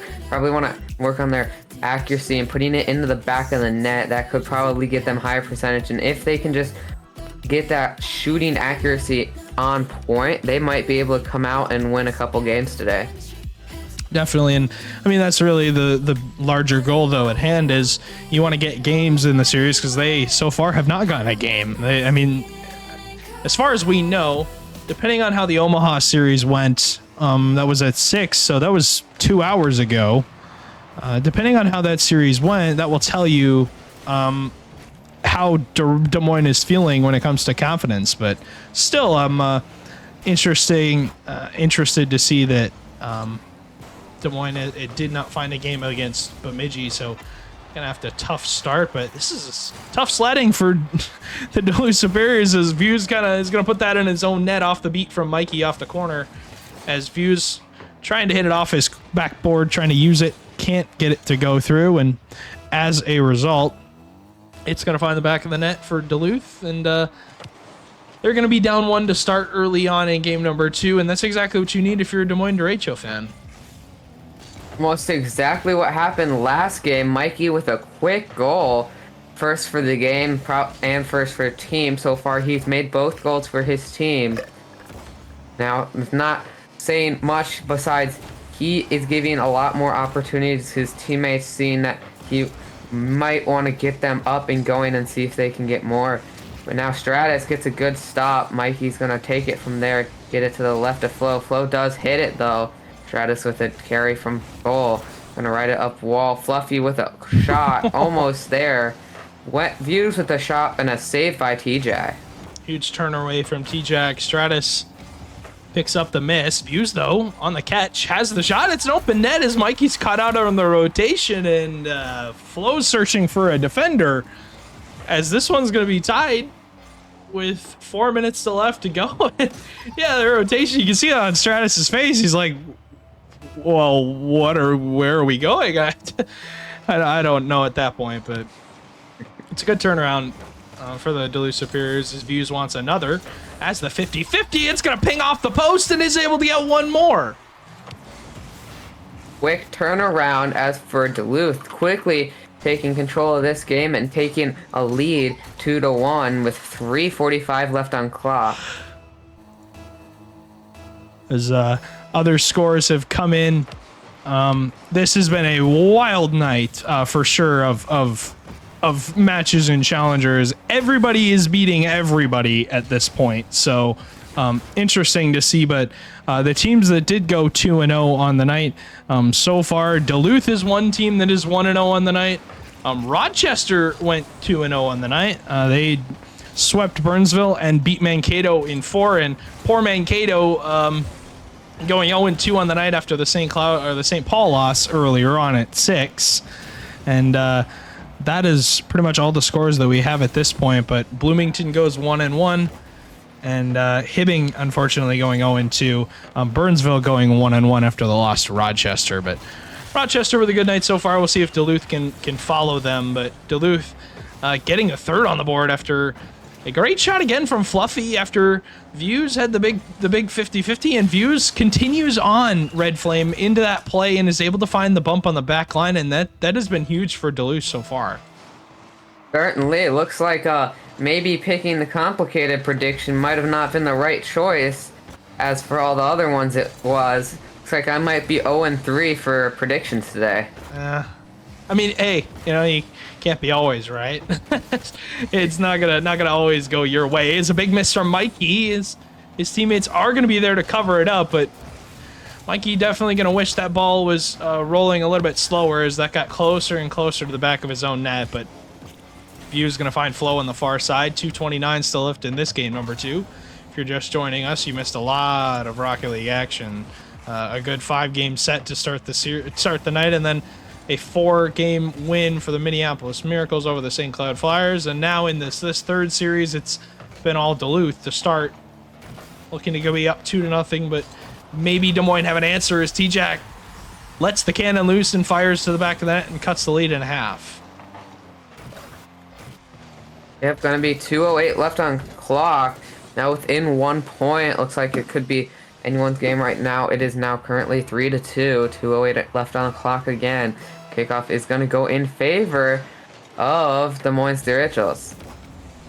It's going to go into their half. Views, though, has a touch, but it still is in somewhat of Des Moines' possession as Flo is sitting behind the ball. Fluffy looking for a double off the backboard. It's shut down by Mikey. No boost for Mikey to work with. Has to get that and use most of it. He did have boost, but he was going to end up using a lot of it. They're going to run into each other. Flo, though, hits the corner and does not find the back of the net. He's definitely going to want that one back because that would have cut the lead back up to 2 as Fuse has the catch. As the 50 gets some help from a barrage of his teammates as Fluffy's there to collect out of the corner. Good pinch, but Stratus had it red. Does go missing as T-Jack's able to cover it up again, and he's had to do that a couple of times as a couple of backboard misses from his teammates. And he is the sub, and he is not playing like a sub, playing a decent series so far, but has had to cover a couple of misses from his derecho teammates. But we'll see if he can continue on as he's looking for more. As off the backboard, T-Jack, it will confirm it and tie the game off of Stratus's double touch. Sorry, I was looking at another screen for a second, and all of a sudden, Des Moines on a giant counterattack, and they get all the way through Red Flame. Yep, looking good. Exactly 1 minute left on clock. Tie game once again. Could go either way now. Looks like it's going to go in favor of the loose Superiors this time, and a quick goal by Views to take the lead.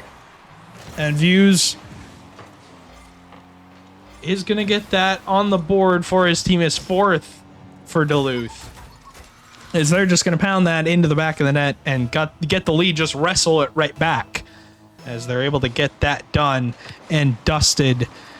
As are up by 1 with 1 minute to go. Stratus cuts out Views. Views has a hat trick in this game. A good showing from Duluth from their top pick. Has played a good series so far. C-Jack threatening on the front half of the box. Views shuts it down, though. Gives it right to Stratus. Full boost. What does he have?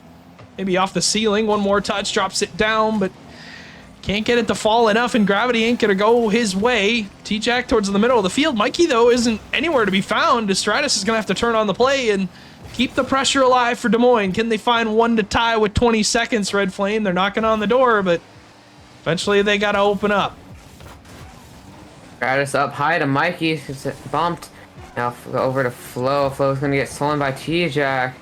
Fluffy's going to hit it away. Stratus is there, hits it up. Fluffy there to hit it back towards T-Jack. T-Jack going to hit it up. Going to beat a Views. Flo takes it from Views. And hit it all the way over. Stratus going to keep it up. Mikey hits it up. T-Jack going to go up for it, but it looks like Fluffy was able to get there, hits it away, and lets it drop for Duluth Superiors win 2-0 for series. They're 1 game away from a sweep of the Des Moines derecho.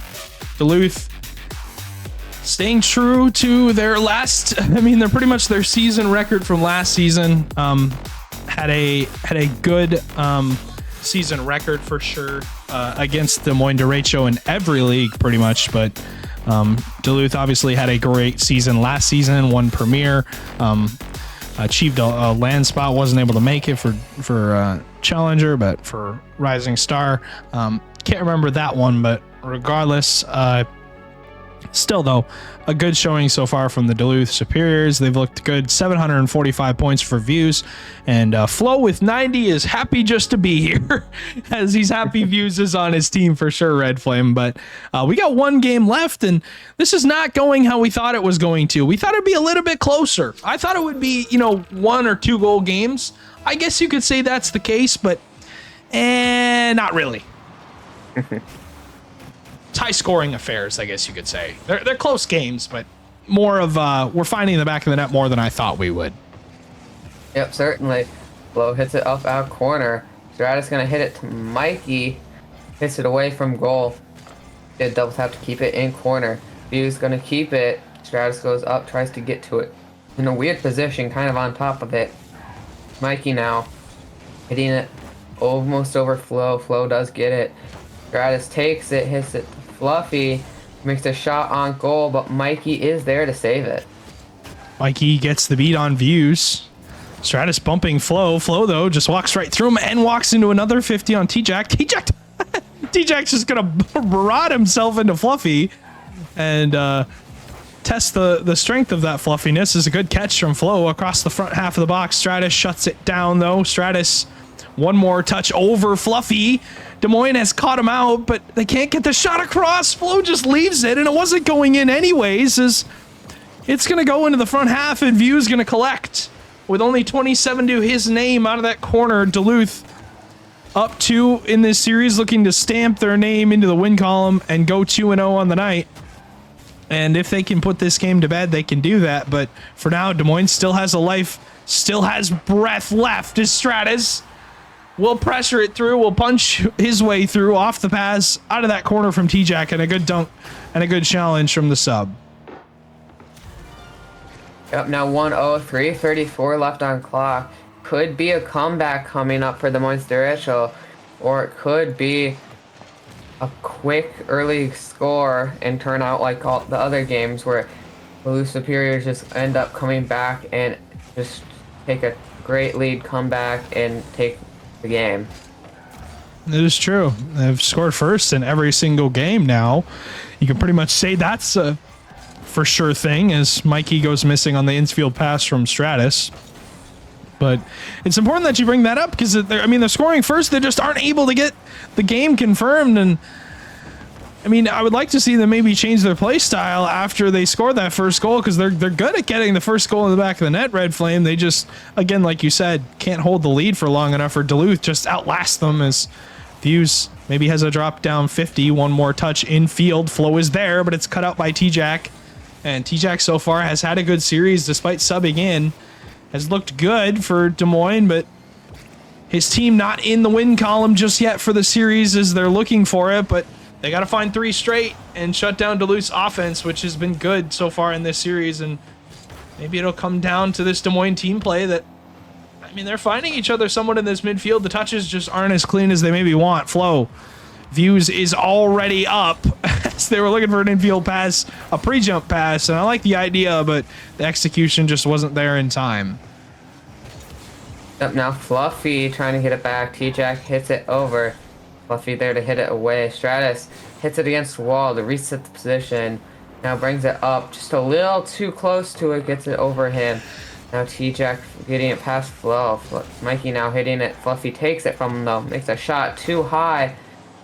Fluffy with almost another shot, almost there, just too slow. Stratus gets a save. Now Stratus hits it up off the roof. T-Jack makes a shot too far to the right. Views now brings it against wall.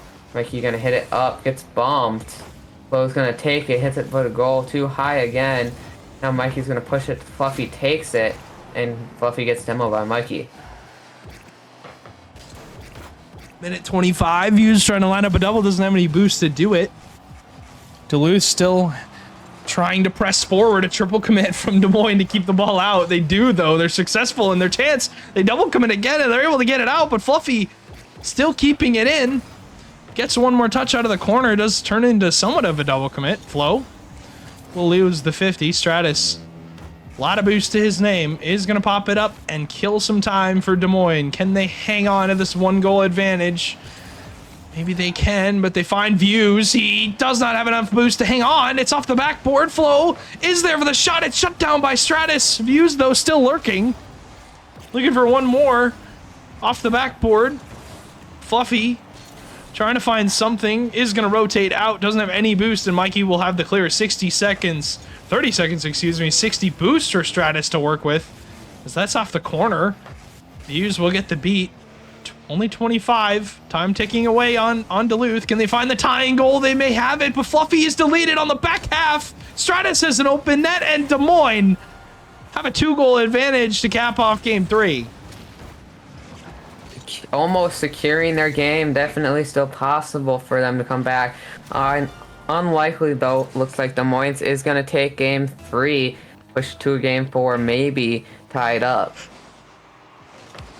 Possible chance, yeah, for a game 5. They got to win game 4 before they do that, but it's likely all going to confirm it. If T-Jack hits it, he does. He puts it on net, and the touch from Flo just gets away from him, as they likely will just move on to game number 4, excuse me, off of that. Won't want anything else to do with this game, but T-Jack gets one for the road and a 3-0 advantage to the Des Moines Derecho. This is more like it. This is more like what I thought it would be, but maybe they can continue that on with 3 seconds left. The ball is going to hit the ground, and we will see the Derecho force a game number 4. They're still alive, but it took a lot on that defensive line. They had to give up quite a bit in order to even get a game on the board, as Duluth pretty much just pressing the entire time and really putting a stranglehold on that Des Moines rotation. Yep, prediction is still definitely possible for me. Just need Des Moines to win the next 2 in a row. That is true. I said I had them going 5, and you can still win yours having them win next one and then Superior takes over. Either way, both predictions are possible, and we are likely to see a good game coming up with both players wanting to compete for maybe a 5th game. Game number 4 on the horizon. Des Moines still alive, hanging on for dear life, but they're able to will themselves to a 4th game, Red Flame. And is this series what you were expecting, or is it kind of throwing a curveball at us? Because for me, it's kind of throwing a curveball. Gonna be honest, I wasn't expecting Duluth to come out and win 2 straight, but Des Moines at least has a rebuttal. Yeah, it's kind of backwards for me. But going in the game, a quick goal for, I believe that was Fluffy. Quick shot. Not Fluffy Views, my bad. Quick shot from Fluffy, though. Yep. Good quick goal, 5-second goal.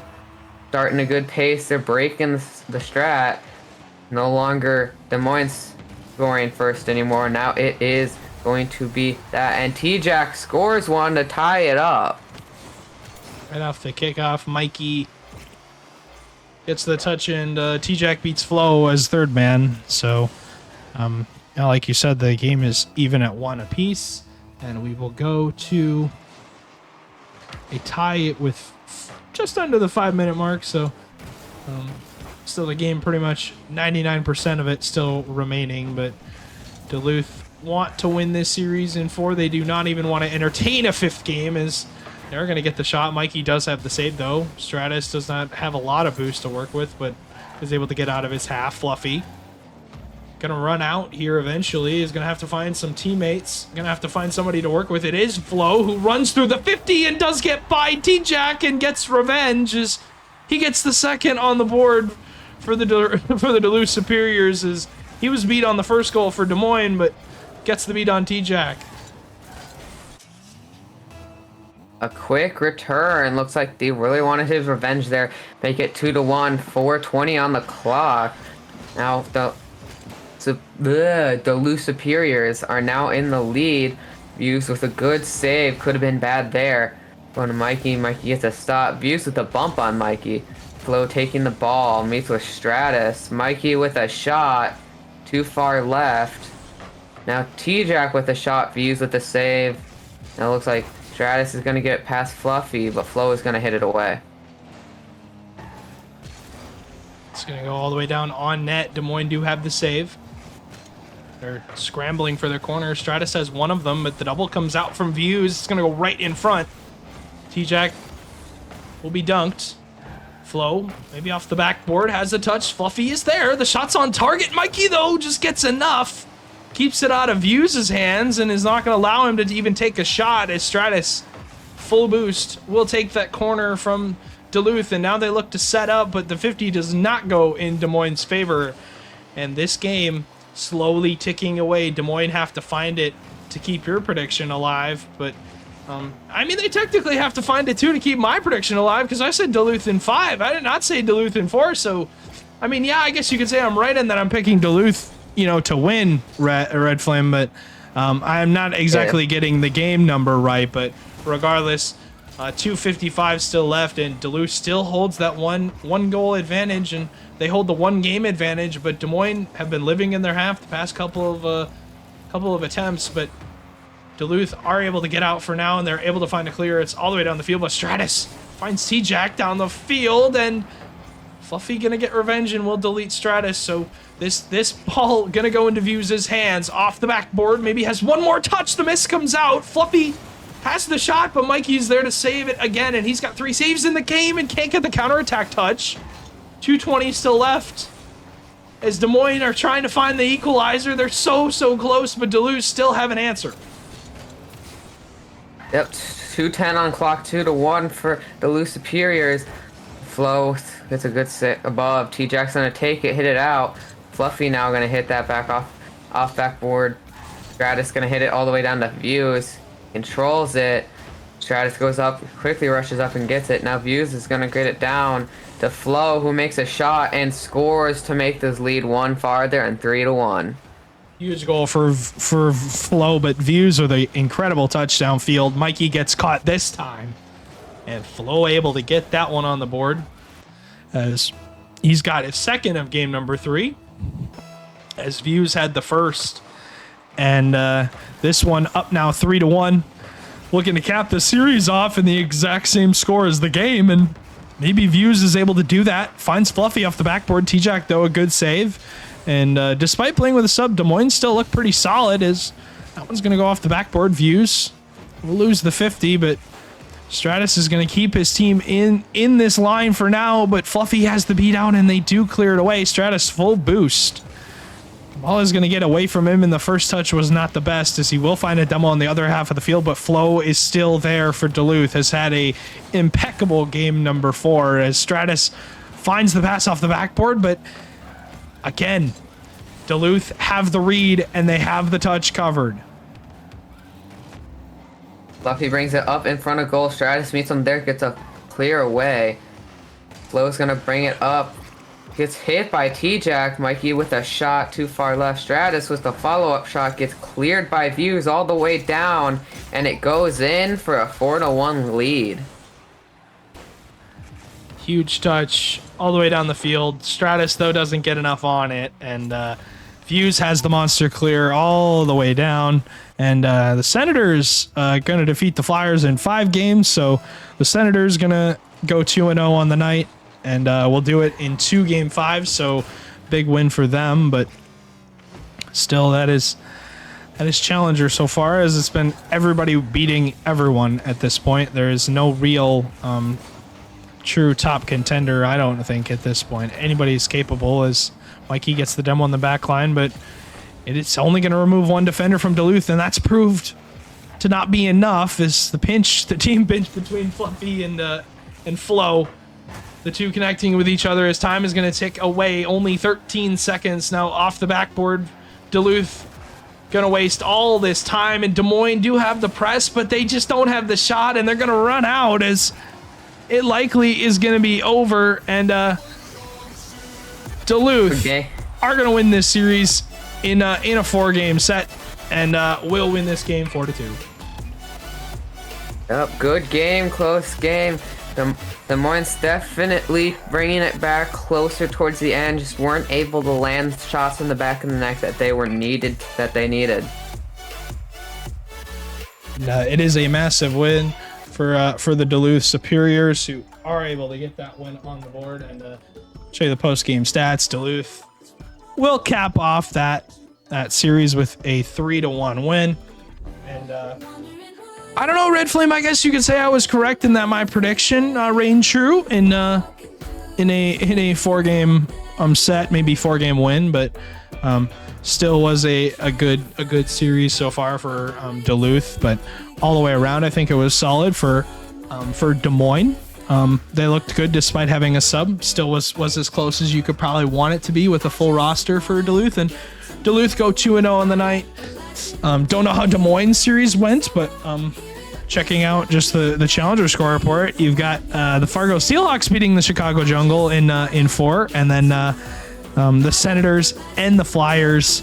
Obviously, the Senators, I said, win in 5, and then also I got word that my Minneapolis Miracles did indeed go 2-0 on the night, as they reverse sweep the Green Bay Knights in 5.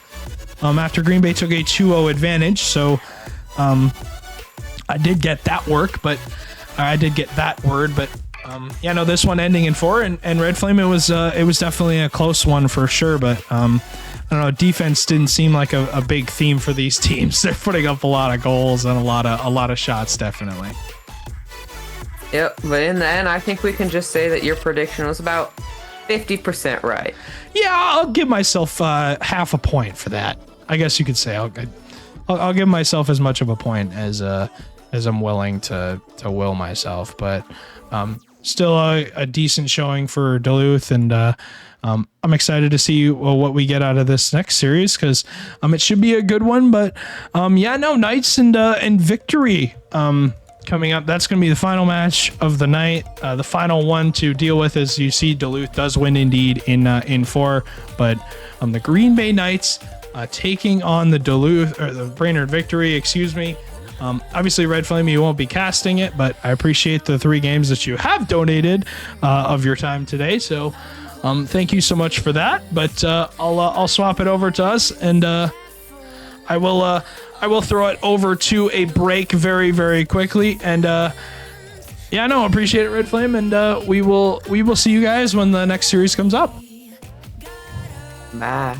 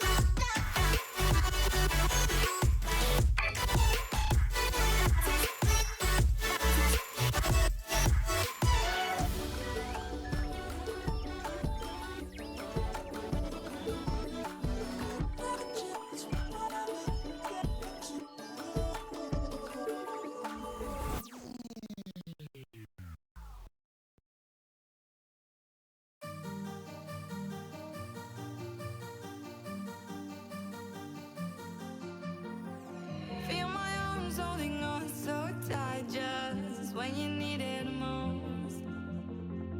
Feel the freedom of being careless, just being in love.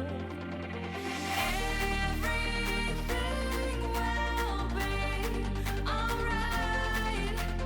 Through the darkness, through the night, no fear anymore.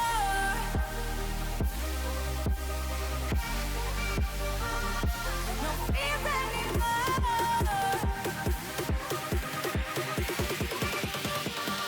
No fear anymore.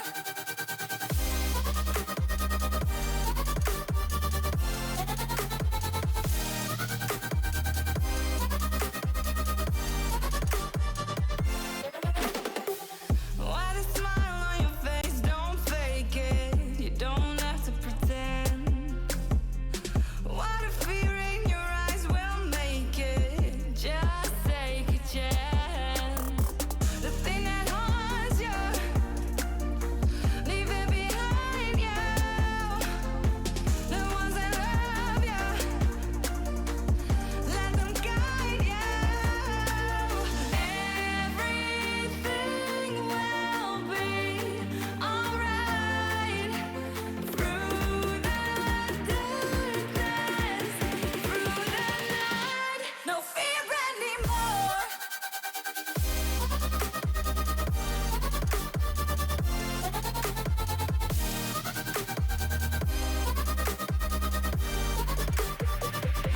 No fear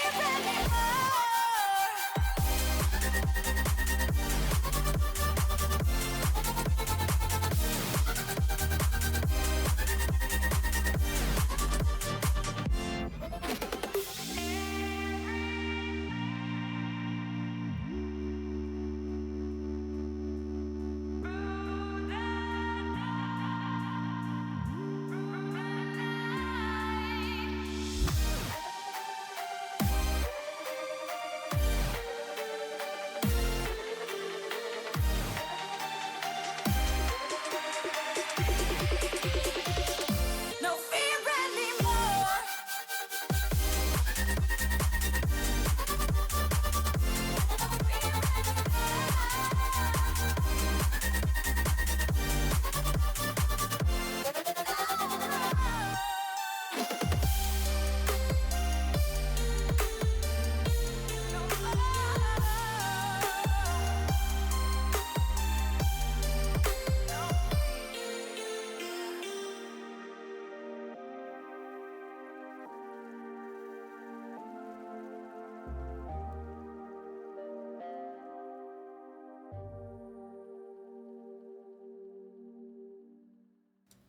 Welcome back, ladies and gentlemen. It's not doing the transition here. I gotta throw us back to break, Ewu, and then we'll go back to us.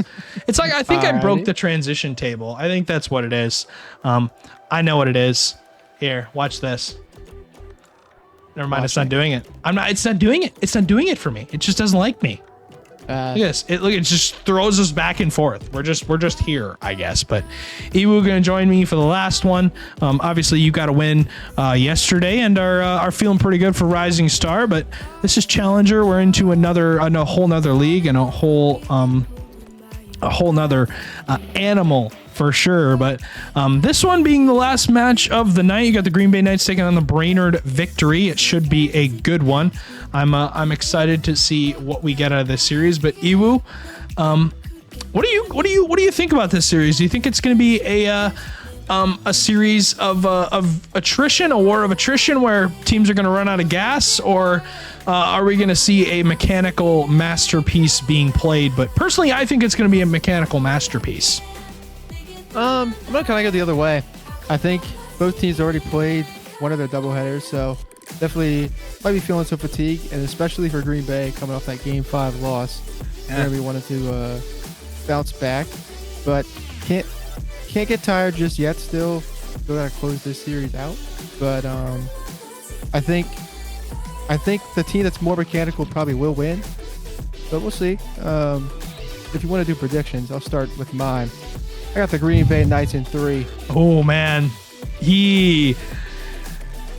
That is a bold prediction, but I'm gonna be honest. I'm with you. I got the Green Bay Knights. I got the bounce back. I'm going in 3 as well. I'm gonna get the exact same. I'm an exact same prediction in 3. I'm with you on this one because, I mean, looking at what they had, they won last week in 5 over the Duluth Superiors, and the victory lost in 4 to the St. Cloud Flyers. But earlier tonight, these two teams did play indeed. And the Brainerd victory are coming off a win, a 3-0 sweep against Hibbing. And the Green Bay Knights, obviously, like we talked about, are coming off of a reverse sweep from the Minneapolis Miracles in a 5-game set. So it should be interesting to see how they bounce back. And Ibu, honestly, do you think that mental is something that can play a factor in this series? Because you're coming off of a reverse sweep. You're probably not, doing too well when it comes to your mindset. Yeah, I think mental is definitely a huge part of the game, and especially this series. But I mean, Minneapolis is a good team. They're a great Chowie team. Got a lot of good players over there. So it's like you can't let it get to you. I mean, you went to 5, and you're playing a team. Even though they're coming off a win, just got to play confident and expect your results, and just play your game, see what happens. For sure. I like how you said play your game because, I mean, that's all you can really do at this point. But the guys are into the lobby, and it is indeed time to kick it off. But here's your starting lineups. TKD, Robin Delfino taking on AO, Fresh Show, and Parker. Full rosters all the way around. It should be a blast, and I'm excited to kick it off. And I'm just going to play some analysis for the first half of the series. Fresh Show last week had an incredible series, hit a couple of nice shots, and AO, of course, returning to Brainerd this season after playing for their child team last season. They're able to draft him again, and then they get a great player in Parker who has seen other league success. So we'll see what they can bring back here. But a Green Bay team for me, comprised of players that are all capable of taking over a lobby. Every single one of these Green Bay Knights players, Iwu, are ones that I personally don't want to load up against. Yeah, definitely. I've talked to Rob a lot, kind of my boy, and his biggest thing was when we were talking about the teas, it's kind of where does the carry come from? And maybe it's from TKD because he's going to get us started early, under a minute to play, and Green Bay's already scoring. Huge start for, yeah, indeed. Go right ahead, my guy. Go right ahead. Gladly. But I think my biggest thing is if you can get 3 players that are all solid, that all work together and want to win, I don't think you need that star player necessarily. And it's just a contrast of styles that it's interesting to see go against each other. That I'm excited for this series tonight. I like what you said too. I mean, it isn't always about having that star player. It's more about having a collective unit that is good, because at the end of the day, teamwork beats talent when talent doesn't work hard. But still, it's interesting because you've got to know that this Green Bay side is comprised of 3 players who would be all more than likely star players on another roster. Obviously, TKD has been high picked for a long time now. Also, same with Delfino last season, was brought to Burnsville and was one of their highest salary players available. But for now, it's going to still stick in the side of this Brainerd victory half. They're struggling to get out, and they don't have a ton of boost. As that touches, TKD has another. He's going to strike right again. Yeah, he's just on fire right now. And he's just kind of proving the doubters wrong. I believe he went pretty late in the Challenger draft. He did indeed. Shocking. Because everybody knows how good he is. And he's putting that on display for us tonight. Way back when in Season 5, I don't know if you were around back then. Way but, before my time. Yeah. Long before back in the ages of the dinosaurs, TKD led a roster that was a Duluth Superiors team that did indeed was Challenger, made LAN, ended up 3rd, 4th, but was the star player of that team at that time. And he's perfectly capable of taking over a lobbyist. Fresh Show looks for a fake on TKD. Can't get it by him. Good challenge from him, but TKD, looking at the draft for Challenger, was picked way down there at 45th. So a lot of teams passing on him, Iwu, that I don't think they were happy about because they're more than likely going to regret it. But AO lining up a double off the backboard, has the read, but Delfino shuts it down. Delfino looks for one more touch, but it's going to go away. TKD, flip reset forward, has the pass to Rob, and Rob, for me, Iwu just fits into this roster perfectly. It really just fills in the gaps between his two teammates so well. Yeah, definitely. Definitely the X factor of this team. If he's playing well, the team's going to definitely play well. That's right. And for Brainerd to start early when they've gotten these offensive chances, they haven't really done a lot. They had the ball kind of roll across the net. Player was going for I believe it was AO who went for the demo, could have just turned and got the goal. But now a chance to break out a 3-on-1 as Rob tries to race back and possession stopped for the moment. But from Brainerd, I just want to see a bit more creativity. They've kind of been stuck in their half for most of the game, and that one's dangerous as Delfino does pinch it off the post. But a big thing, it's not as big as it is in Rising Star, but still wanting to control that ball and win the game by funneling it through the backboard. Because I mean, everybody's mechanical, everybody can hit doubles. It's Exactly. who's going to be more effective with it. And so far, Green Bay's just been the better team. 70 seconds for Brainerd to prove Green Bay wrong. As Parker has the pass to AO, he hits the shots. And a great drop-down pass from Parker cuts the lead in half. And a minute 07 to go. And there's your spark of life for the victory. They're still alive. And a good pass down and a great shot from AO, as AO's not going to miss that 99 times out of 100. We'll disregard the one time that he probably will miss it, but isn't going to do that, as he's looking for one more off the backboard, maybe one more touch. Rob, though, clears it away for Green Bay, and if they squander this 2-0 lead in this first game, it's definitely not good for their mental, but they're still going to stay on it, Iwu, and they still have the lead with 48 seconds left, time ticking away, but Delfino collects the corner boost, and look at how much time he kills by finding a pass mid. And what a pass that was, as TKT once again fires a shot towards net. Rob dives in.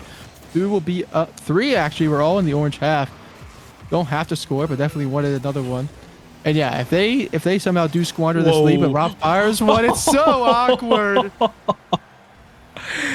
Oh, man. That's tough. Me out there. That's tough.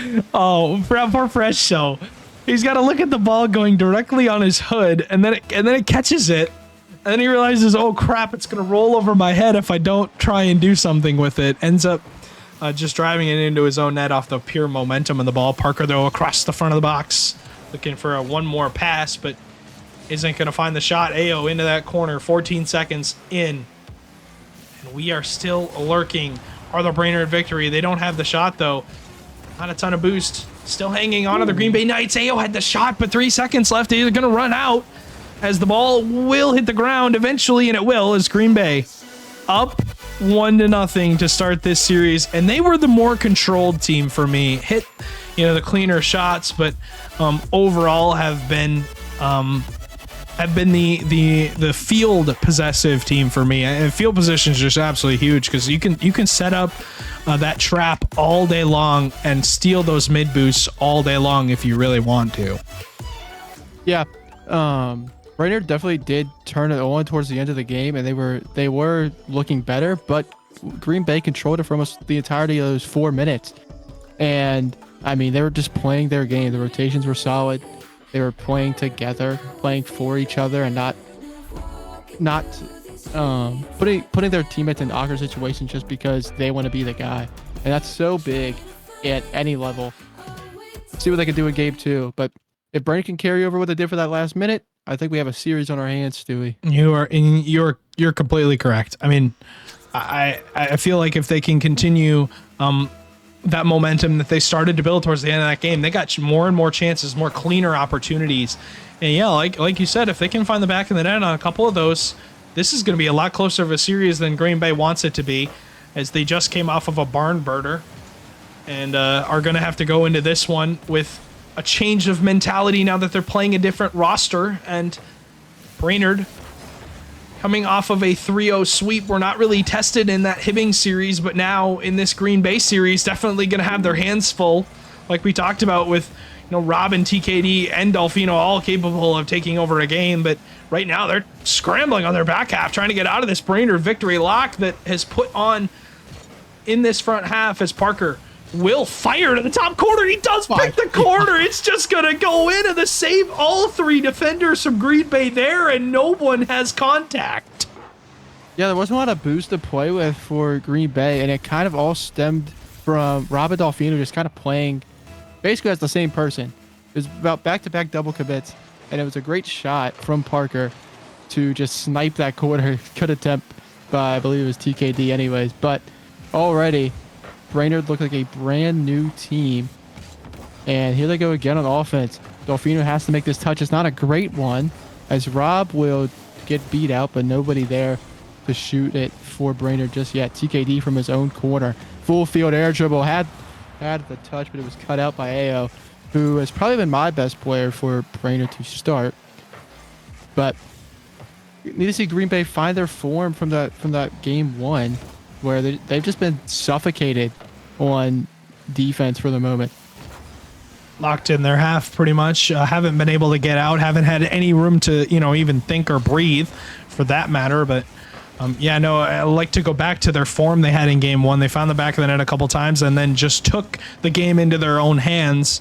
But as a result, it's Brainerd, still on the attack. Ao lining up the double, has the angle. They aren't going to save it, though. Espresso will cap off and cut his way through the front half, and Ao lined that up perfectly. Rob had the save, but Delfino blocked Rob's touch, and Green Bay will squander another as the 2-0 lead for Brainerd victory, as they are looking to tie up this series, and they're well on their way if they can hang on for 3 more minutes. But Ao for me has been their best player.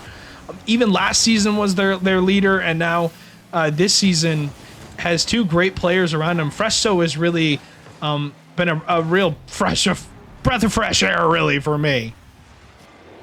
That was definitely a bit of a tougher goal than this last one, but right now, I need to see, if you're Green Bay, you got to see maybe just a bit more from Delfino. He's been a bit finicky, I would say. A couple of double commits, and they just got to play more as a team. They're leaving their third man in these 2-on-1s all the time, it feels like, in this game. Something they weren't doing last game. They're just not rotating. A demo comes through, and the net is open for Ao. Brainerd are dominating game 2. I mean, this is timing at its best. Fresso running interference. Ao 4-0. As they are running them over. As Green Bay, I would say, needs to find some defensive stability. And like you said, they're leaving their third man. It's once again Delfino less back, and it's been TKD a couple of times. Now it's Delfino. It's TKD on an air dribble. Doesn't have a reset though, as Parker cuts it out. Ao off the ceiling. Doesn't have a flip to use, but it's been one player from Green Bay back a lot of times, and they haven't been able to rise to the task. If Fresso off the backboard, good pass from Ao. Can't get it there though. Parker, good fake challenge from him, draws in 2 players from Green Bay, and they go flying at the ball, and neither of them really makes any contact. As TKD across the midfield looking for Rob. Delfino lines up the shot and has it, and it's on net, and Green Bay have a response for now. Yeah, I mean, that was just a good 3-man passing play. Rob tees it up for Delfino, throwing the lob. Delfino slams it in. And maybe that's the start. 2 minutes, plenty of time. But, I mean, Brainerd's defense has honestly been pretty solid. There was an own goal last game, but that's kind of just whatever. Delfino tries the fake challenge, gets absolutely dunked. Ao with the double. Ao just high. Would have been disgusting. Now Rob off the wall. Has 1 touch, looking for the bump, can't find it. TKD crashed. And now he's on 0 boost in the wrong corner. Delfino's beat. Rob should get back to this, just barely. But they're kind of banging it away more than they did in game 1. Not being able to control the ball. And what a save. TKD coming across and keeping this a game for now. Rob looking for bumps as he flips through it. Yeah, the boost has just not been there. Delfino is dunked again. The control, the boost management, it's just not been a good game 2 for Green Bay. Stuck in their half with a minute 20 left. Time's going to tick away on them.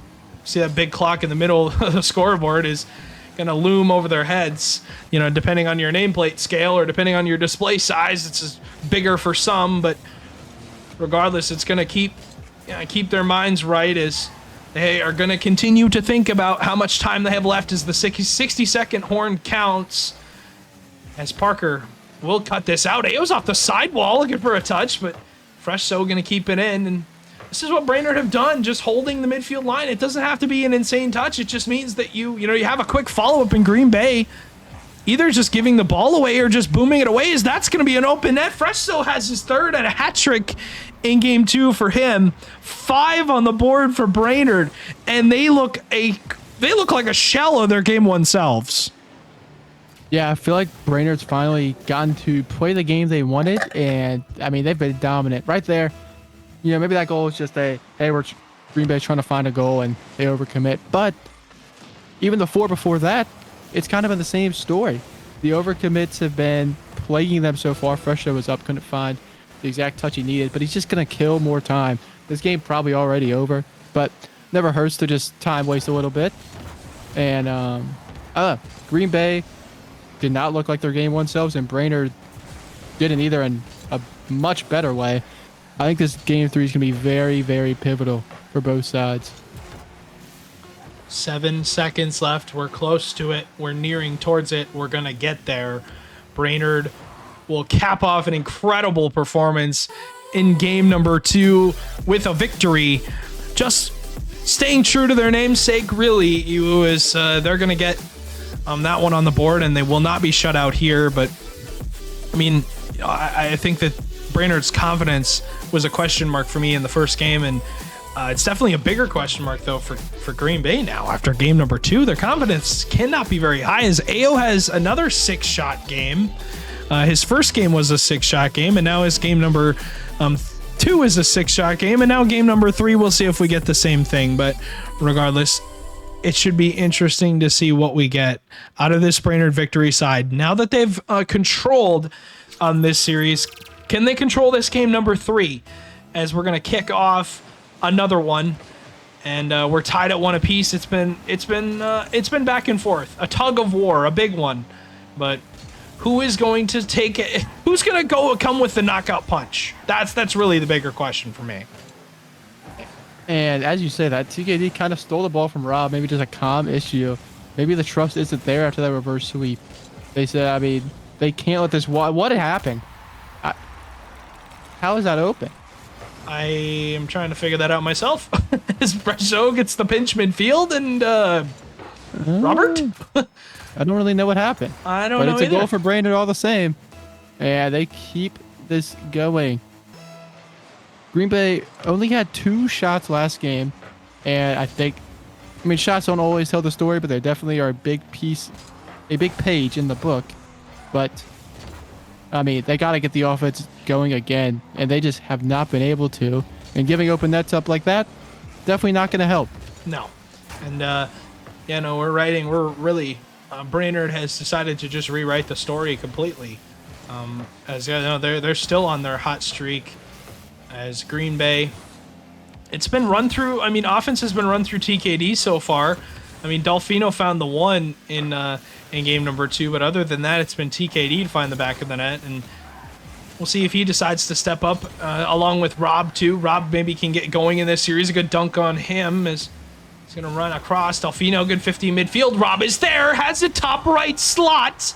And Green Bay will tie it up, and as I called for his name, he's able to throw up the bat signal and respond. Yeah, little Candyman action. That was a sweet shot from him. And that will tie it up for that's his 2nd goal in this series. And a big one at that to level this game. Maybe give him a little bit of momentum, but a good kickoff for Brainerd. Delfino's being harassed by Parker. It's just going everywhere that it does not want to be for Green Bay. Rob in control. Has 1 man to beat. Looks for the flick. Can't get it past him. Where's the shooter? Not there. TKD and Delfino kind of playing the same position on the field. No one able to take advantage of it. But as we go the other way, Boost has still been a big problem. And Fresho keeps his scoring habits up from game 2. He gets him 1. And he gives Brainerd the lead right back. And Fresho in this series so far, 100% goal participation for the Brainerd victory. Has not missed out either an assist or a goal so far. Had a hat trick in the last game, had 2 assists on the other ones, and Brainerd put up 5, so complete there, and had his teammates assist in AO from game number 1, and now in game number 2 assisted the first goal to AO, and then scored the second, and could be the decider, as this is off the backboard, a team pinch from Green Bay. They do get out, and I mean, I'd like to see that though more. Maybe some more creativity from them. That Ewu, like you were talking about, they got to find some sort of offensive confidence, and the only way that comes about is if they start trying things, and that's all you can do. As Fresso has a double off the backboard, AO another one off the backboard, Parker turns, and Brainerd really on the press. The bump comes out. AO has it. It's going to go far down. It's not going to go in. Parker, though, has the follow, and Brainerd continue to have Green Bay's number. Green Bay do not look like... I mean, they just do not look anywhere near their game 1 level. But I feel as if, as we keep going in this game 3, that reverse sweep, it's just gonna linger in their mind. And it definitely is starting to feel that way, because now if this keeps up, they're gonna have to go to the distance in both series tonight. Almost another chance for him. Delfino just a whiff. Rob has to bail him out. TKD on the ball now, and a double commit. TKD dunks his teammate. It's just not going Green Bay's way at the moment. No, they can't really get anything to go their way. Demo on the back line. Rob is going to be deleted by Fresto. And yeah, if you see on the top right of the overlay, it tells you who was demoed and not who got the demo. So anytime you see that happen, just know that somebody was removed from the pitch. But a minute 40 still left. And yeah, it's just not going Green Bay's way. Ever since the end of that game 1, Brainerd really has had their number. But it's almost like, you're talking about the reverse sweep. It's like a rock in your shoe. It's always going to be there. It's never going to leave your mind. Is maybe Green Bay can, have a rebuttal, a change in this 4th game when it comes up, because we're going to a 4th no matter what. But their series, if they can't put this one on the board, going to go to 5 no matter what. Rob is going to miss that shot. He won't have it on target, as 60 seconds left, and Fresso has that angle and has the 4th for Brainerd, who just continue their scoring streak. Yeah, I mean, I think AO's definitely been the guy, but Fresso and Parker are stepping up in their own ways, and they're a 3-headed hydra right now. They're dominating Green Bay, outscoring them 9-2 over the last 2 games, and looking to add another. Fresso off the backboard. TKD missed. A good pass to Parker. A double save by Green Bay to at least maybe keep the game somewhat in their reach. But it's looking like game 5 is going to happen if they want this. But TKD gets his goal stolen by Rob. They do not want to let this game die just yet. They get a 2-on-0 pass across, and Rob just going to lightly tap that one in, as it was likely going in regardless, but we'll never know. As 47 seconds left, Green Bay, from the depths of hell, really want to keep this game alive. They maybe have it, but Parker has the read on the sidewall, and that's going to kill a solid 10 seconds now. As Fresso, good infield pass across, but AO chooses not to go. Good pop from Delfino. Has the pass across. TKD's there, but AO shuts it down, and the pass was behind TKD. He had to readjust himself for it, as AO is there for the 50. It's going to turn into a 2-on-1 on Fresso, 1v1. TK over the top. 10 seconds. Delfino in and out save. Parker able to deny. The redirect all the way down the field. Fresso has 3 on the board, and he has 6 shots, as Brainerd put up 5 once again on the Green Bay Knights, and they likely will go into match point. Yeah, that boy Fresso is he's an animal.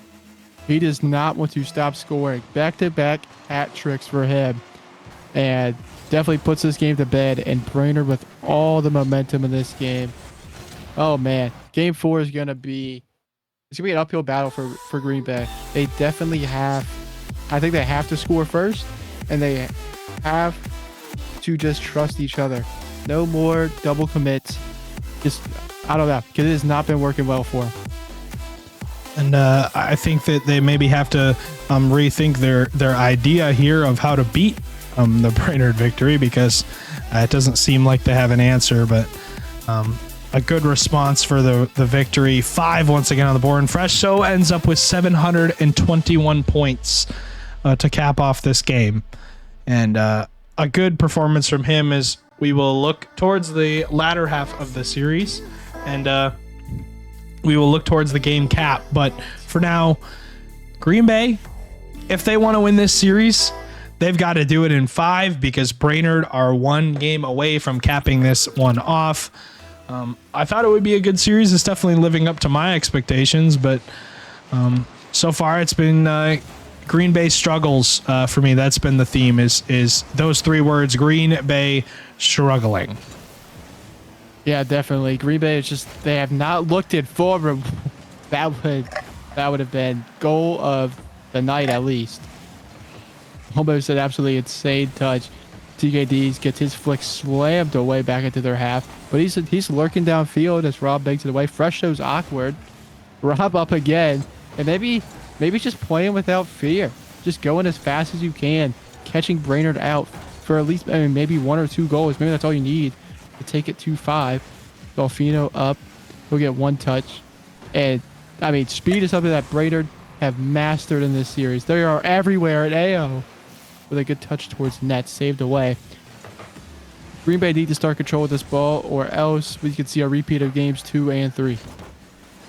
Green Bay need to definitely keep the ball under wraps, keep it away from the Brainerd Victory half, but keep it away from Brainerd Victory players, as that is a beautiful pass. Parker finds Fresh Show, and Fresh Show continues his scoring streak as Rob falls for Parker's fake. We'll call it a fake, but even with 2 defenders in the net for Green Bay, they can't make the save. And I'd like to see Green Bay really find some more physical plays, maybe delete some Brainerd Victory players off the field. You might be able to get some more clean opportunities for shots, but so far it's been tough sledding as Parker, it was Fresh, so excuse me, had a double off the backboard, and Delfino lining up a full possession, finds an infield pass, touch from TKD. He doesn't even choose to commit for the ball, and we're a minute and a half in, and it is still Brainerd Victory with a 1-0 lead as they found that infield pass, found the goal, and now they have to play a little bit of defense.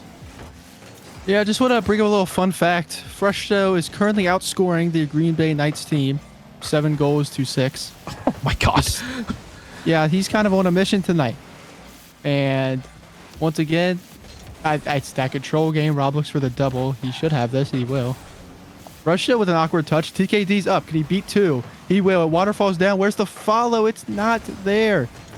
I get not committing as 3rd, but come on. It's match point. Exactly. You're running out of options. Gotta do something. Yeah. Rob has to race back. Another shot on, but no real danger at the moment. TKD and Dolfino, I guess we're looking for the pinch, but couldn't find anything. Parker playing so fast off the wall. Not getting anything out of it, but still just taking a couple extra seconds off. All they need to do right now as we hit the halfway point.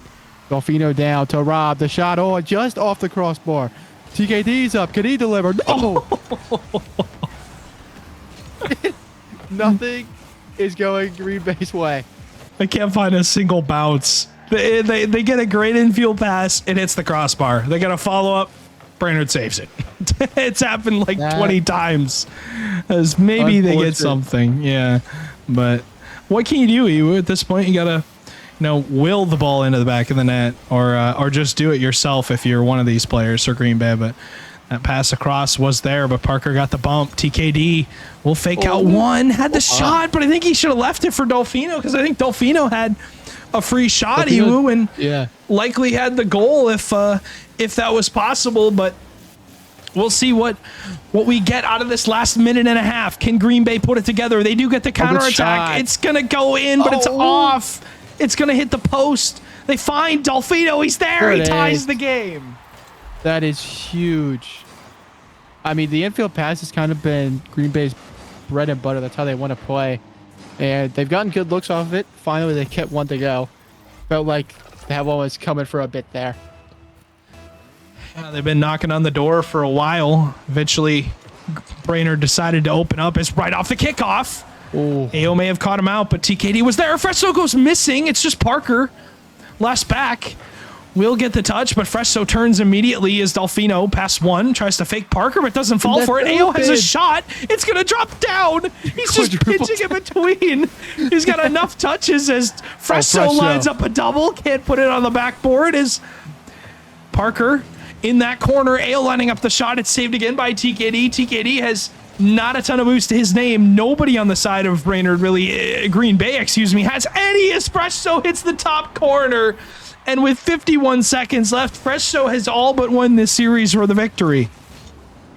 Yeah, you could put Fresso on his own team in this game. It could be a 1v2v3, and he's gonna still win.